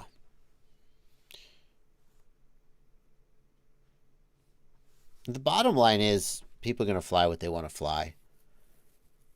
And people are going to choose a flight controller based on things other than how well. It's like it's like if you're shopping for cameras, are you going to pick? If I show you 3 test patterns and I say this image came from a Sony camera, this came from a Nikon, this came from a Canon, which one do you want to buy? Are you going to pick based on that test pattern? That's just, in some sense, that's what Mark Spatz is doing. And in some sense, he's right. The job of a camera is to accurately portray the image that is presented to the sensor through the lens. Therefore, if I show you 3 test patterns, the one that most accurately represents the correct value of the test pattern is the camera that performed the best. And in some sense, that's what Mark is doing when he says that Betaflight is better than KISS. But no one buys a camera solely by looking at test patterns. No one. I bought, my camera is a Panasonic Lumix G85. Do you know why I bought it? 2 reasons. Number 1, Drew Camden recommended it, and I thought, I trust this guy. And number 2, it had a flip-out screen. It had a flip-out screen so you could vlog with it, and I wanted it for vlogging. And none of the other cameras in my price range and feature set, Canon, Sony, etc., none of them had a flip-out screen. I was like, okay, Panasonic it is. And Mark Spatz, using the black box log argument, would say, you bought the wrong camera. You bought an inferior camera. Okay. There you go.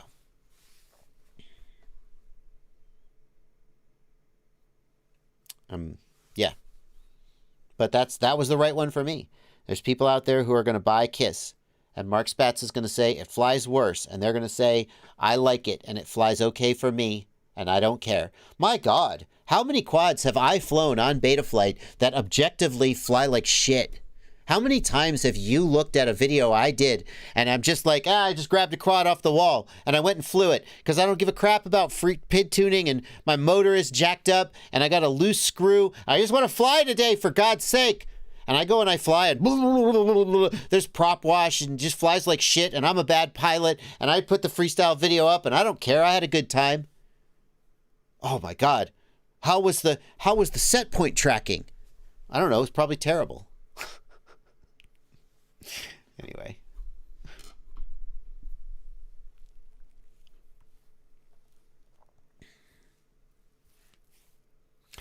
So, there you go. Sitter, I am still using the LED gimbals on my Radio Master.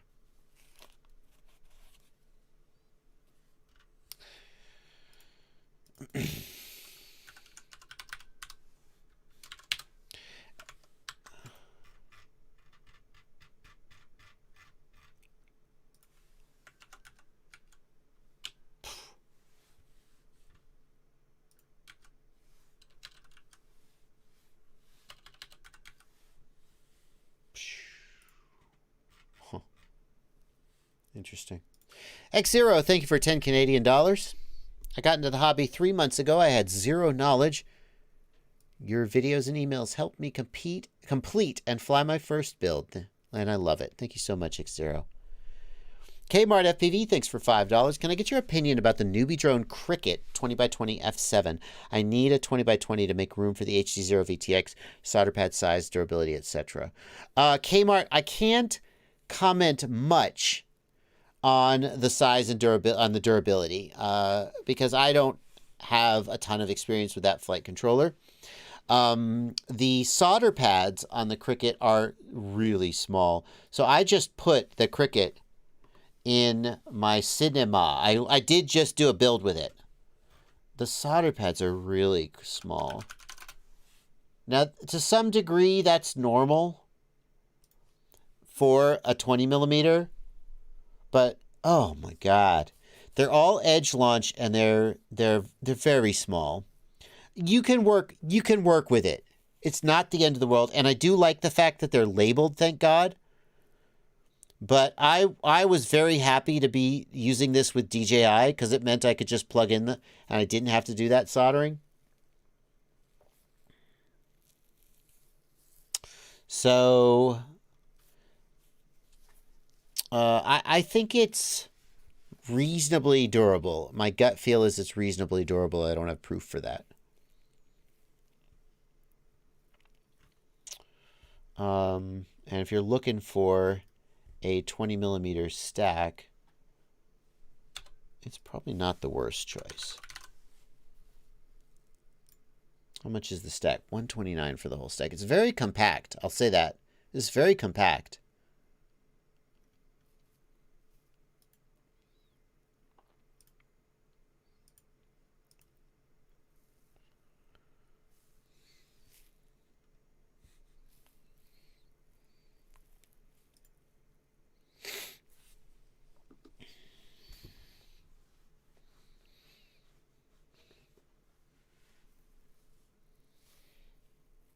Thank you, Creative Solutions Digital Marketing. I think I got you for $4.99 HRK. Lord Henricks, I'm not sure I understand your question, but it's an interesting question.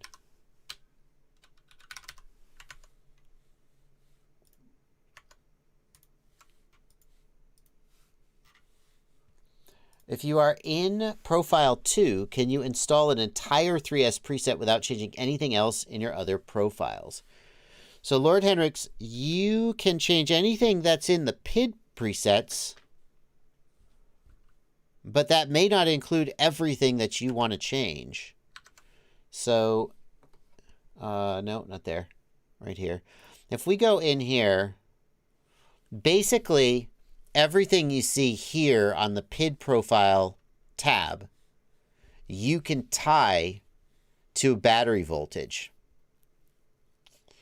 So you go right here, cell count for auto profile switching, and you put a 3 there, okay? And you save that. And when you plug in a 3S battery, this PID profile will get loaded. And you can make all your changes here, right? Do whatever you want to do for your 3S quads. But that's not going to change your rates. The rate profiles are not tied to the PID profiles. Your filter settings, if you really want to know for sure, what you do is you go to the CLI and you type dump. And what you see here in profile, everything you see here in profile is tied to that PID profile. So you can see here there's your D-term, low pass is part of the PID profile, even though it wasn't on that tab. There's various other things that were not in that tab that are in the CLI only. But those are the things you can automatically change based on battery cell voltage.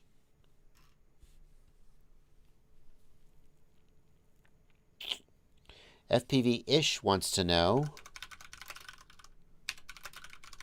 where can I get a wiring diagram for hooking up the Cricut FC to analog? Newbie Drone usually has pretty good. Oh, I see. It's mostly they're not showing a wiring diagram.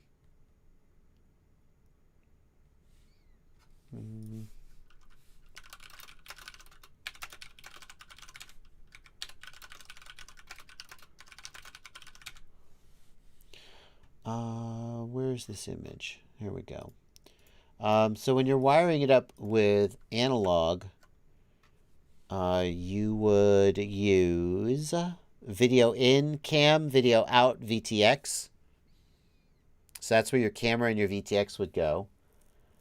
As far as power goes, Yikes.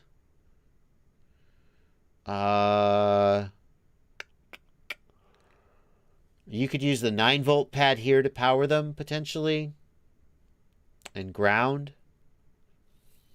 This is why this flight controller, like, it's really ideal for using DJI, but as soon as you start trying to solder it up, it gets really ugly. Like the wiring, like there's no power on this side. So where are you? You're 5-volt, I guess, but your VTX may not be 5-volt. So if you need 9 volts for your VTX, you're going to be coming over here with the wire. It just gets really ugly as soon as you're not using DJI.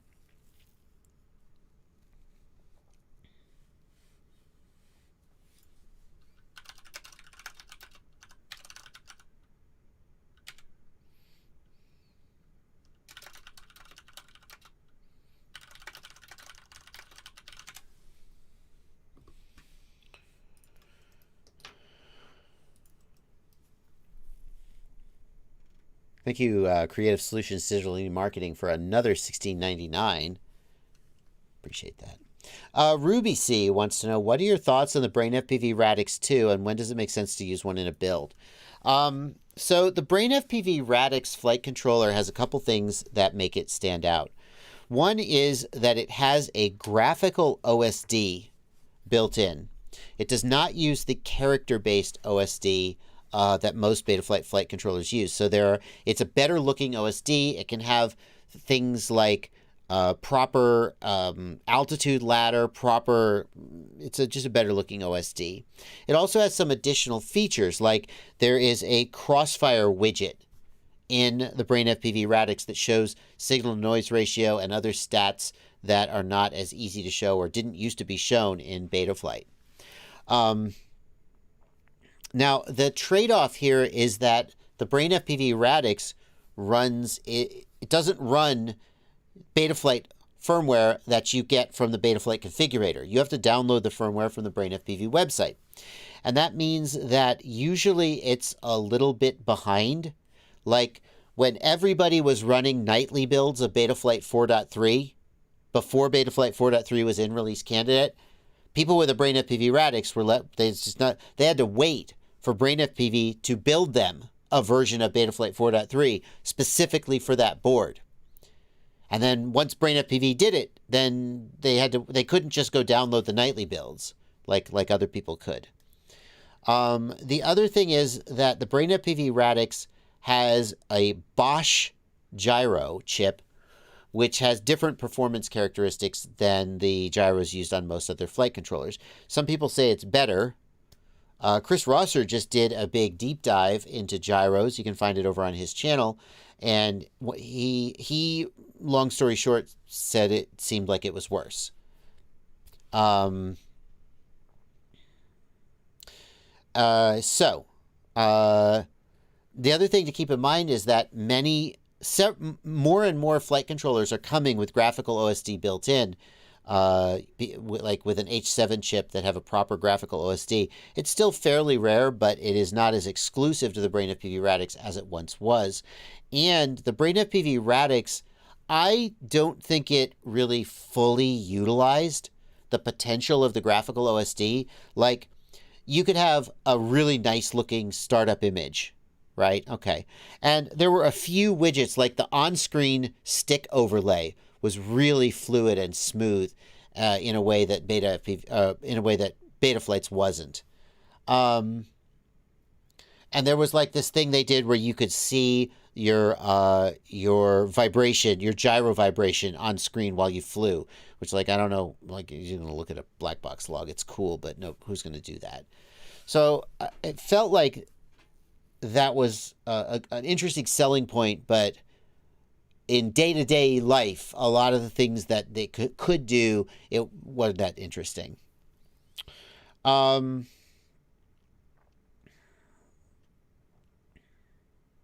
So it's a fine flight controller. It's made in the USA. It's made by Brain FPV in Oregon, in Seattle, I think. And they say that they manufacture in the USA. I know some people really care about that. Other people don't. If you want to support a USA-based company. The other thing is that they put a level of care into their quality control that practically no one else does. Like, I don't want to say no one, because I'm sure there's other companies that care that much. But, like, they QC, like, literally, like, it's, I think its name is Martin Luesi and Jennifer Menas, I think, are the two sort of principals of that company. And, like, they'll post pictures to Facebook of them just in their house QCing and flashing these flight controllers. Like, literally. And so probably the quality of the hardware is higher, and the chances of getting a bad unit is much lower with Brain FPV than with other manufacturers. But as far as the actual performance of the flight controller, I think it's not as distinct as some people might think it was. Doesn't it have some kind of fancy gyro? Well, it has the Bosch gyro, which has different performance characteristics than the ICM gyros. But like I said, Chris Rosser did a deep dive into the performance of these gyros, and it's not like magically different or better. It has less filtering, basically. The Bosch gyro, its internal low-pass filter is at like 750 hertz, whereas the ICM gyros and the MPU 6000 gyros are like at 250 hertz. So it has less filtering, basically. But that may or may not actually make it fly better. Daniel Parisio, thank you for a $5 super chat. Just did my first FPV test flight. Only got off the ground thanks to your videos. Thanks a bunch. Thank you so much, Daniel. Mike Crabtree also asking about the gyro on the Radix. Thank you, Mike, for a $2 super chat.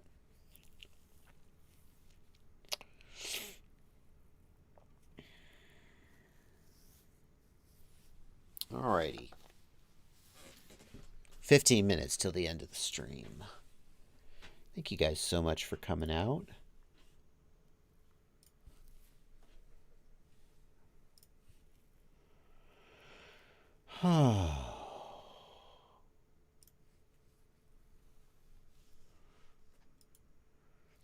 Aber the Ham points out that newbie drone boards these days also are coming with Bosch gyros. Yeah, I think the main reason that that's happening is that the other stuff has been out of stock. So, unfortunate. I don't think they switched because the gyro's better. I just think they switched because they couldn't get ICM gyros or MPU gyros.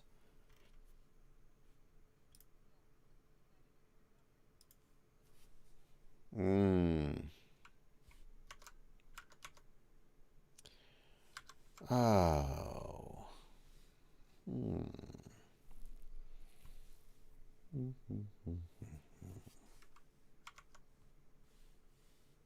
We got another super chat just popped up. Thank you, Newport Drone FPV, for a $20 super chat. Thanks for your content. I always learn something new here. Del Squatcho FPV, did I miss your super chat? I apologize if I did. Del Squatcho. Wow, I'm really sorry, Del Squatcho. I missed it. Thanks for all you do. The Action 2 being smaller, lighter, and more compact seems to make it on paper like a more durable option for freestyle versus a larger, heavier GoPro. What do you think? Del Squatcho, I would have questioned the durability of the Action 2, but I have to say Stingy and Phantom FPV both run it. They beat the hell out of it. The lens is smashed off, but it's still going. Everything will die eventually, but it does seem to have enough durability for those guys, and they are hard flyers. So, all right, guys, we're 12 minutes till the official end of the stream. I can't resist. Just a little. Just a little. Why is this not centered up? Why is this not centered up? That's weird. Oh. Wait, you need the sound. Can't resist just a little. Does that mean no online services are not available? I'll be alright. I'll be alright. Oh. Let me plug in a controller here. I can't, why is something up with the resolution here? That's correct. Oh, I gotta get your chat back on screen. There should not be a copyright hit from game audio.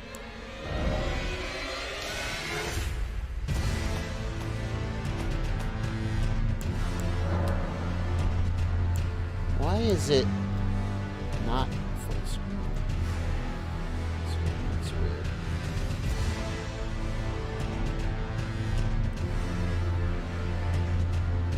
Let's try this.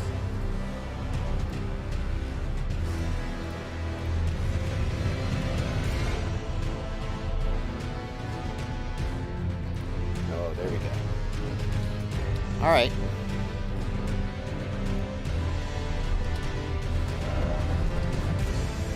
There we go. Oh, what did I do? Where did it go? Great. It's gone. I changed something. Let's turn the music down. I think I quit the game. Let me turn the music down. Hold on. Let's get a few minutes in before I have to put my kid to bed. Oh. Here, let me put you guys in the corner there. Hello, where did the game go?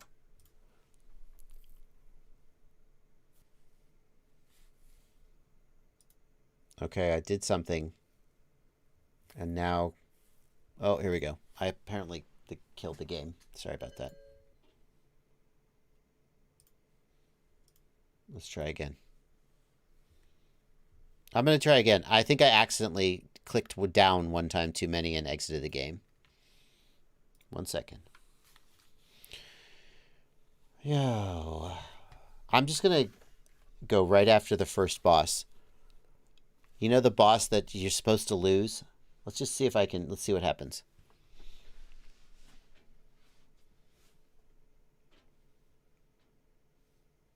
It's coming. It's coming back. You see I got the mouse here?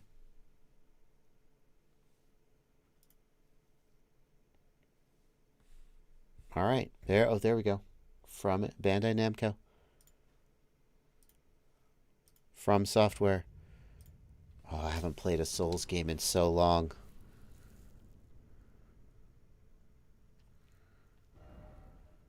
Okay. New game. Adjust brightness. I always turn the brightness up on these games. Oh, see, I can't see.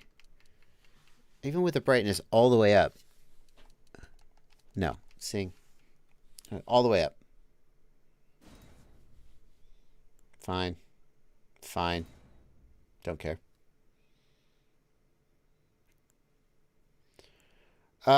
Select character base. I don't know, we'll just go, warrior. Sure. Type A or type B? We'll go A. Name. Loser. I don't care. Finish. We're not here to... Yes, this is not going to stick. This is not going to stick.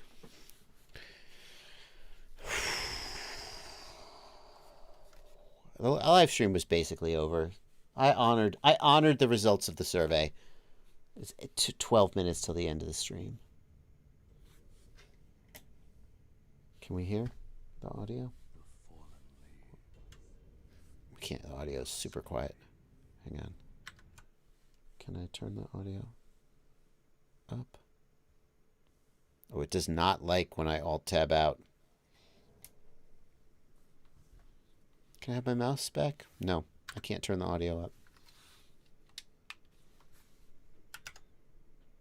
Oh, it really does not like when I Alt-Tab out, does it? All right, here, I can turn the audio up slightly. Now I'm going to Alt-Tab back and it'll die. Okay. Okay, here we go. All right, cool. Oh, yeah. Okay. Don't care. Nah, I don't care. How do I Get out of this room. Oh, okay, great. You know, you're not going to give me any context for what button I should push? Oh, I fucking love these games. Okay, cool. Oh, there we go. Context. Be wary of the Elden Ring. Oh, thanks. Alrighty. Read message. First off, are you ready? No. Open. Open. This is gonna be... Ooh. Yeah, I'm anticipating something. What do I do? Okay. Whee! Alright, so it begins.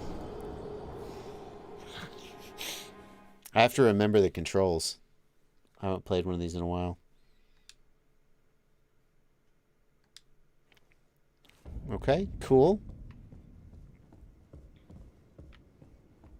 Alrighty. Where are we going? Where are we going? Are we going over this way? Oh, what do we got here? Oh, damn it. I just want to fight something. I just want to fight something. Be wary of liar. Liar ahead. Really? The first... I'm just literally stuck in this...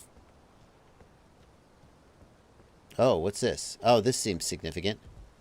Okay.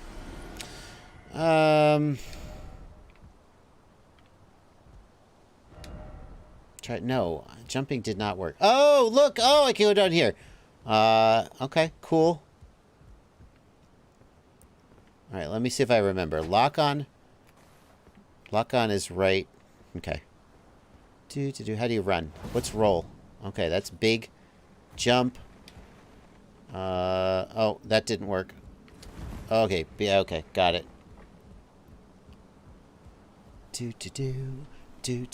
I'm not destroying shit. I'm going straight for the boss. I will defeat the first boss. The meant to lose boss. Oh, if you lose one time, though, you immediately... No, okay. As soon as you lose. Okay, I'm not going to beat him after all. I don't like the sound of... Oh, boy. Okay. You know what? Actually, I changed my mind. Oh, there's a fog wall. Okay, okay. I got this. I got this. I got this. Let's figure out his attack pattern. Okay. Cool. We got some swing. Hey! Hey! A little too close for comfort! Yeah, okay. Okay. Nope. No, no! Timed it wrong. Oh, shit! Oh, shit! Okay, okay, okay. Okay, the secret is you dive right at him! Oh, iframes! Oh, I died.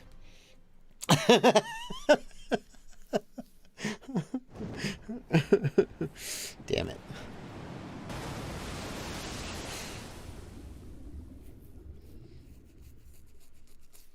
You know it's possible to beat him. That's every Souls game starts you off with a boss that you can't beat, but you actually can beat it if you're really good. Okay. Skip. Skip, skip, skip. Skip, skip, skip, skip, skip. Skip, skip. Don't care. Ooh, I got some Crimson Tears. Okay. Oh, some Cerulean Tears. Have I got a... Can I heal yet? Have I got an Estus Flask? Ooh, what's down there? Let's go this way.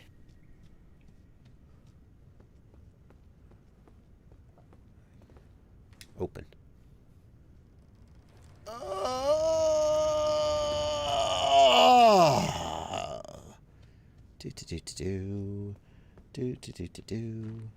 Oh, this seems... Okay, good, I have a restart point. I don't want the tutorial, Blunty. The hell with the tutorial. Tutorials don't make for good live streams.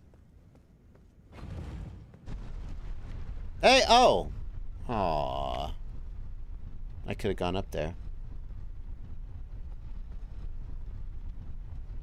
Boop, bum, bum. Sure. Yeah, let's use the stone sword key. I don't have... Oh, fuck you. Wow. Wow. That's mean.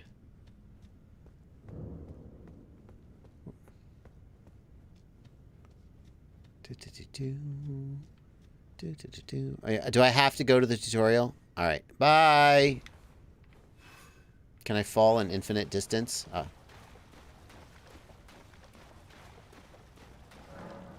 Okay. Great. Touch grace. Ah, did I lose my grace?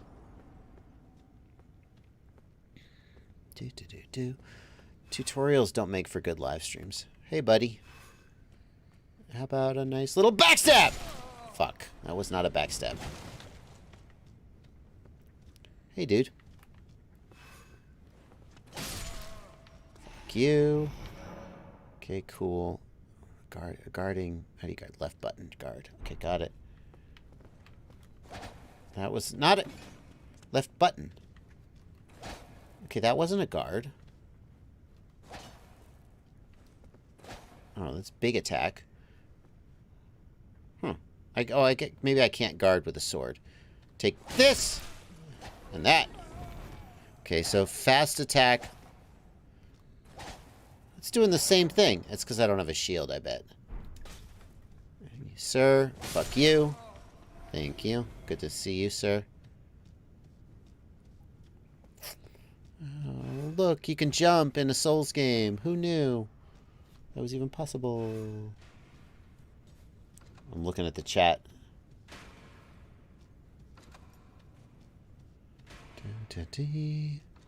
Oh, this guy's got a shield. He's gonna make me work. Yo, buddy. Switch left hand, switch right hand. Wield with two hands. Okay. Cool. What do I got on my left hand? Oh, I got a little shield. Okay. Ah, now I can block. Yeah, let's do... Hey, is anyone shooting me with an arrow? Sir? You want to try and... Look, I got a... Oh, yeah? I got a shield. What do you got? Are you going to attack me? Are you just going to... Oh! Oh, you are. Okay. I really thought... I was starting to wonder. Hey, buddy. I'm going to parry you. Let's do this. Any day now. You're thinking about it. Let's do this. Come on. Oh, that was not a parry. Fuck you. No.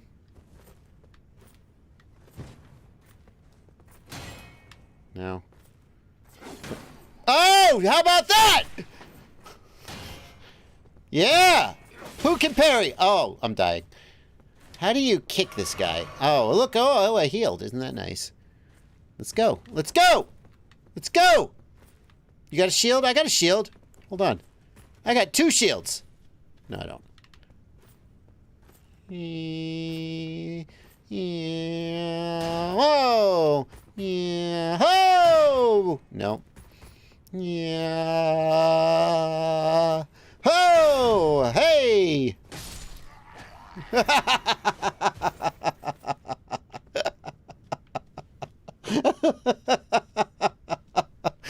Oh, isn't there a kick? Isn't there a kick? If only I could use the tutorial. Hey, buddy. What you got? What you got? Stab me. Stab me. Oh, that's a parry! Oh, you're not even worth a parry. Okay, big parry, big swing, block. I see. No kick. How do I break? Oh, how do I break a shield then? Okay. Yeah. Nope. Oh yeah. Try again. Try again. Nope. You get it this time, I'm sure. Try again. Nope. Yeah, I'm sure this time you're gonna get it. Oh, hell no. Oh, fuck you. Oh, there used to be a kick though, right? Oh boy, I fell. Oh, he fell too. Cool. There used to be a kick, didn't there? Wasn't there a kick in the old? Oh, I fell back this way. I think I got this. I'm going back to the elevator. Oh, I can't, can I?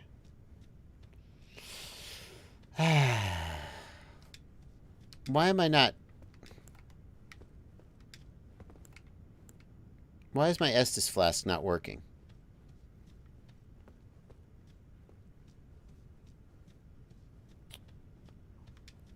I guess, what do the flasks do? Somebody tell me what the flasks do. Sir? Sir, would you like to come and I will kill you now? What do we got here? Skills are... Left trigger is skills. Okay. But I've been using left... Oh, shit. Left trigger is skills, huh? I think I have a skill. Oh, that. Yeah, no, that's pretty cool. Heavy attack with right trigger and break shield. Otherwise, you can block with your red flash is health, blue flash is... Yeah, but how do I use the flask? I have 2 health flasks. I'm pressing Y and nothing is happening. Isn't Y supposed to be the... Maybe it's... No, that's not it. Crouch. Oh, I can crouch. Oh, I like stealth. Oh, yeah. Oh, yeah. You're about to get it. This dude, listen to this dude. He's just digging. He's about to get backstabbed. No. Okay. Oh, I got to get down here in the grass. Oh, yeah. You can't be seen when you're looking through right button. X button is... Why is the X button flask? Oh, neat. Doesn't make any sense. Yeah. That's probably exactly how it was. So right button while near an enemy and crouching. To backstab. Oh, yeah. Feel like I'm playing Assassin's Creed now. You don't see me. You don't see me. Hooah!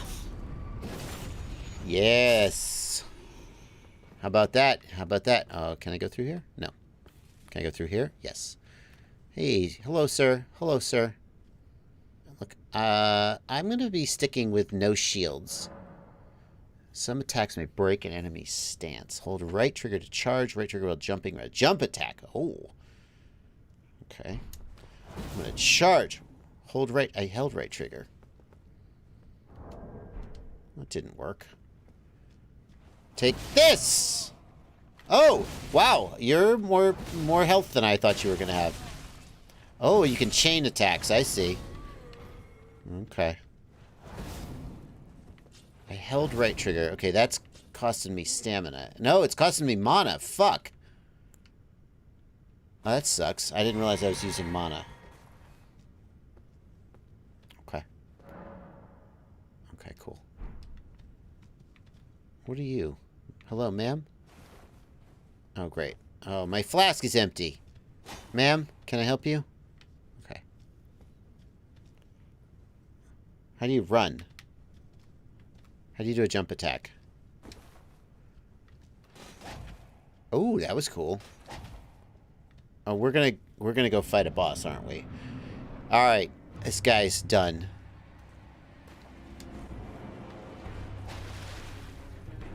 Hello, sir. Right trigger immediately after blocking is a guard counter. Right trigger.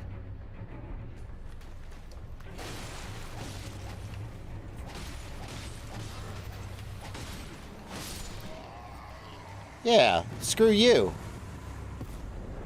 You're not a boss. You're pathetic. Hold B to run. Okay, there we go. Ah, running. Yes. Yes. Okay. I have nothing in my right hand. Sword. Where did the sword come from? Where'd it go? It didn't go anywhere. All right. Block. So that doesn't use magic in the shield. It only uses magic if I have my other sword out. I see. Okay, cool.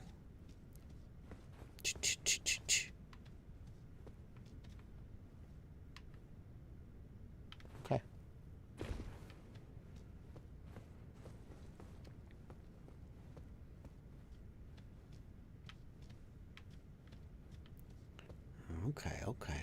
No problem. Looking around corners for people who are going to jump me. Oh, Sight of Grace. Neat. All right. And my flasks are refilled. That's nice.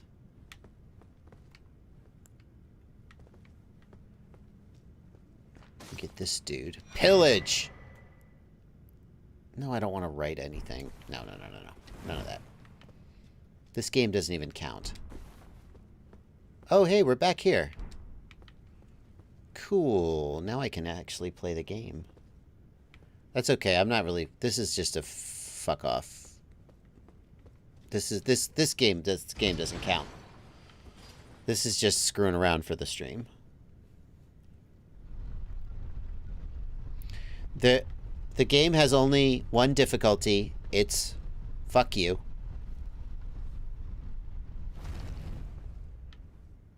Okay, go up.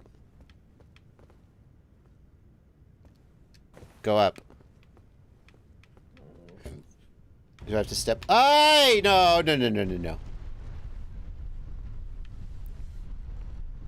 All right, here we go. I'm Pacific Northwest Pilots. I'm just trying to get into a fight to have a little fun and make a good stream. I'm not trying to pick up items. I'm probably not even going to keep this save, so I just want to get into one good fight. Surely a Souls game will... Oh, damn. Wow. Okay. Okay, I see you. Why am I only getting 48 FPS with a 3070? I'm a little insulted at my FPS. That's okay. It's okay. All right. Here's a person. Hello, ma'am. Hello. How are you doing? Pardon me while I stab you in the back! Yeah! How do you like that? How do you like that? Oh, shit. Oh, shit. Oh, shit. You're fast.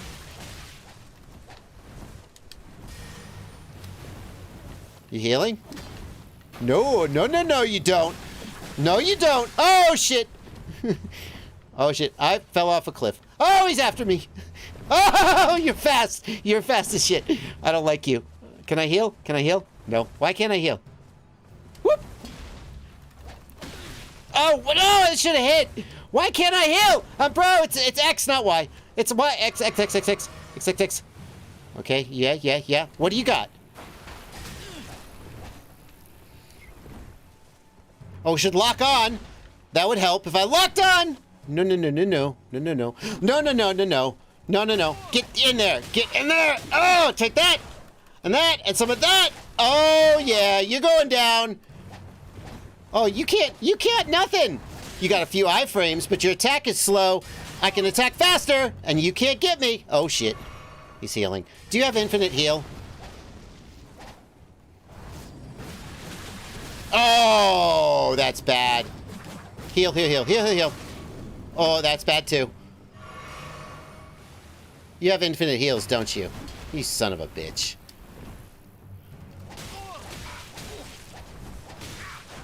Okay, this is working. My stamina's out. This guy's probably just a vendor. Oh, that was not... Dodge! Dodge!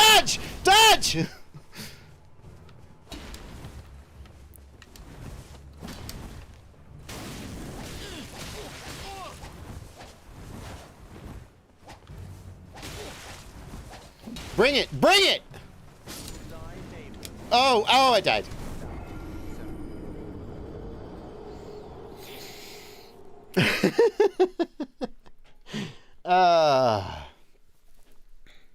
That guy's just a vendor.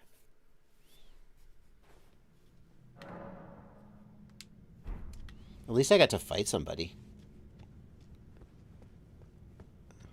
Yeah, he kept healing.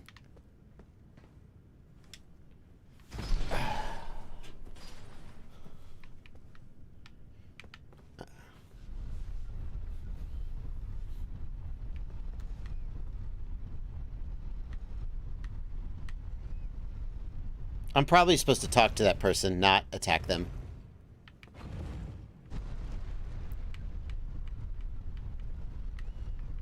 At least we found somebody to fight.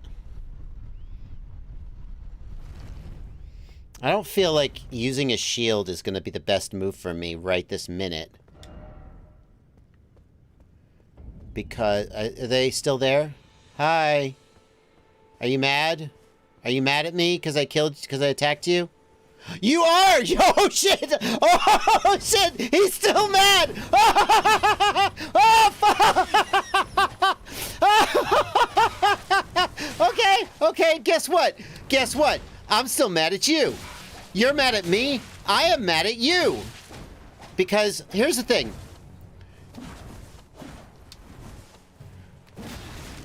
Ah, damn.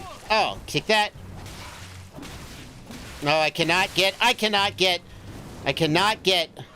a strong attack off.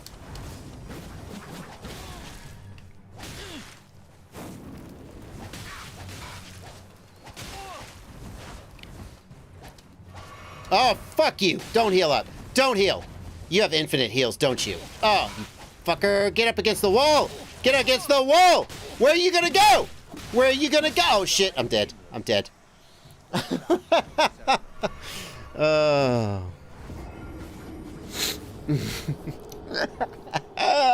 I got this. I got this. I got this. I believe. I believe.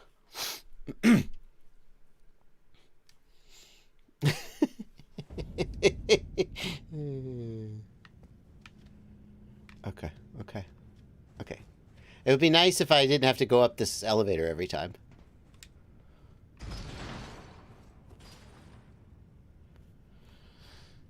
Should I be using my shield, Blunty? Maybe I should use my shield. I mean, my strong sword attack is actually not... My fast sword attack is really the one that's most useful. But it's just gonna... I feel like if I could stay on him... Is there a gold spot? Is there a grace at the top? Where is it?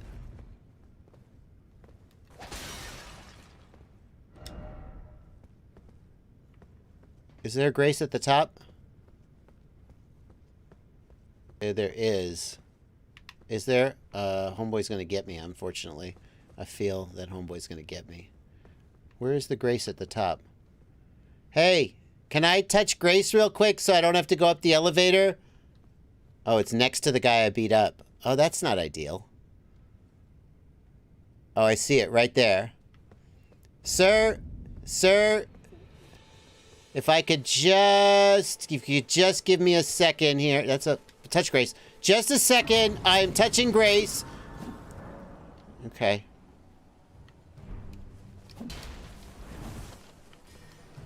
Now, what are you going to do now? Can you get up here? No. Oh, no, I'm dying again. Oh, shit. Oh, where'd you go? Where'd you go? You fell. Are you coming back up here? Hey, can you get back up here? Hey, guess what? Hey, sir. Whoop. Sorry. Oh, I went down here. Where are you? Where are you? Oh, you can't see me now. You can't see me now. You can't see me now. Where'd I go? You don't know. Oh, you know. He knows. He knows. He knows where I went. Okay. Okay. Oh, yeah? Oh, what the fuck is that? Oh, that seems bad. I'm just gonna... Oh, no. Okay. Oh, I'm still alive. Not for long. Oh, okay.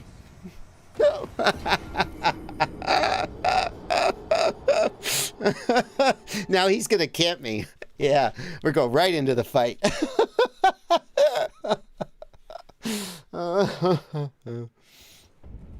Let's go, buddy! Let's go, buddy!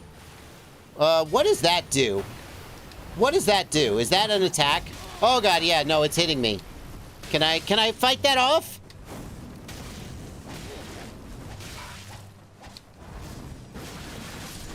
Ow, wow. That didn't take long.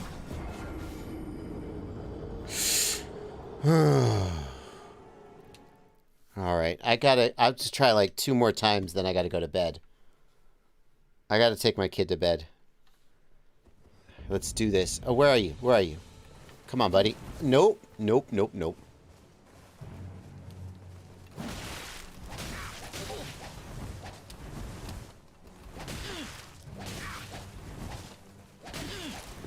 If I just stay on him, I got him.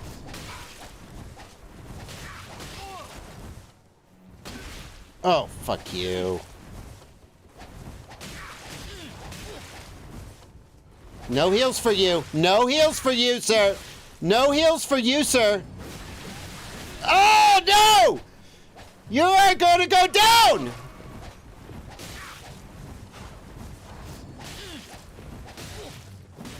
Ah, come on.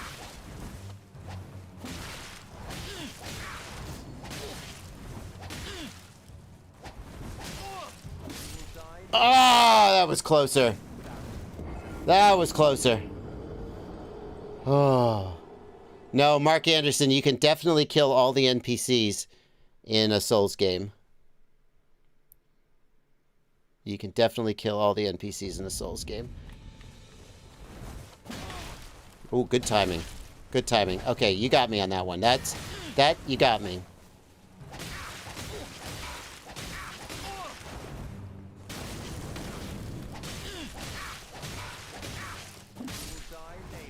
Oh, okay.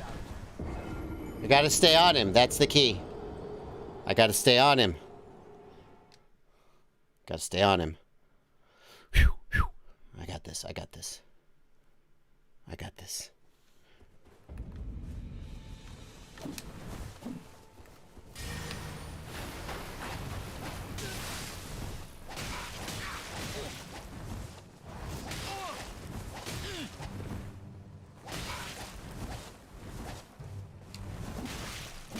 That did not work.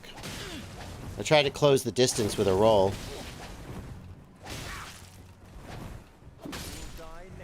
Oof. Oof. Ah.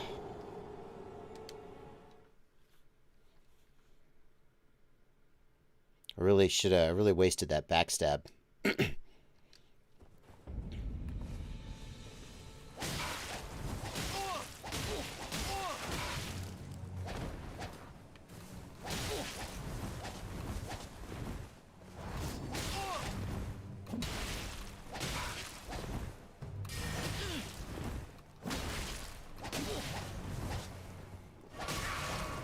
Nope, nope. Did he get it off? He got it off. Damn it. He's just gonna keep healing. Can't see him.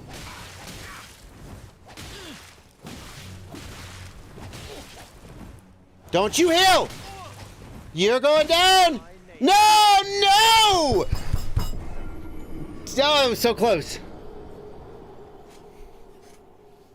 It was so close.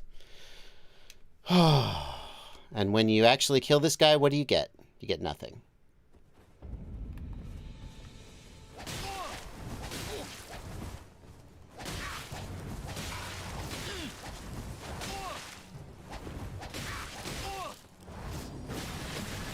Ah, flip.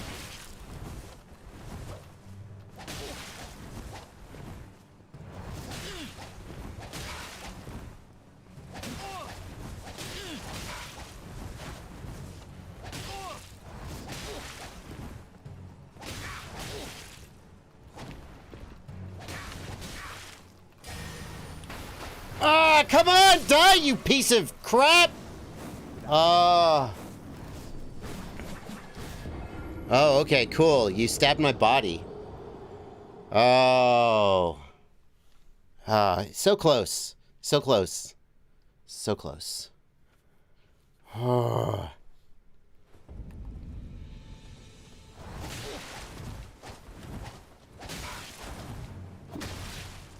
Oh, take that. Take that.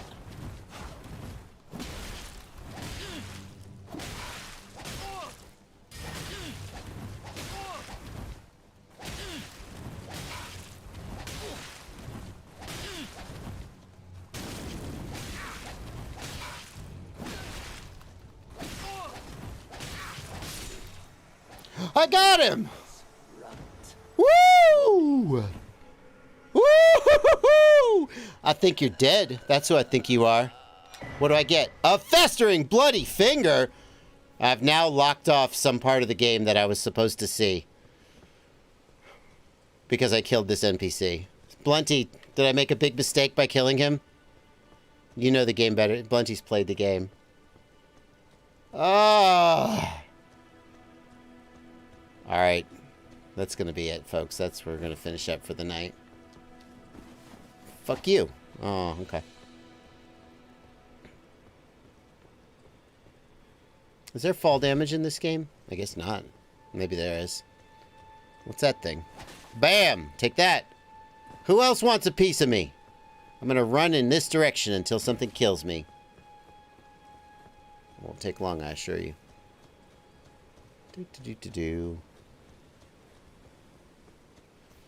He was gonna be nice to me and explain some things. Well, that'll teach him. This is a Souls game. Don't be nice to anybody. They will kill you. Ooh, pretty. Wow, a giant tree. Where are we going? Ah, I fell. Hey, are you friendly? I can lock on to you. Are you friendly? Hi, how you doing? What's up, buddy? What's your name? Whoa, shit. Oh, shit. Iframes are my friend. I'm gonna go this way. Sir, I'm gonna guess my shield is not gonna be very useful against you. The secret to all Souls game, tackle in and, oh, damn it. Hit him in the butt. Stab him in the butt. Oh, lock on. Really not helping me here. Okay, and dive in and die. Alrighty, there we go. Alright, good night, everybody. Thanks for coming to hang out on my live stream and watch me play Elden Ring for a few minutes. Everybody have a good night.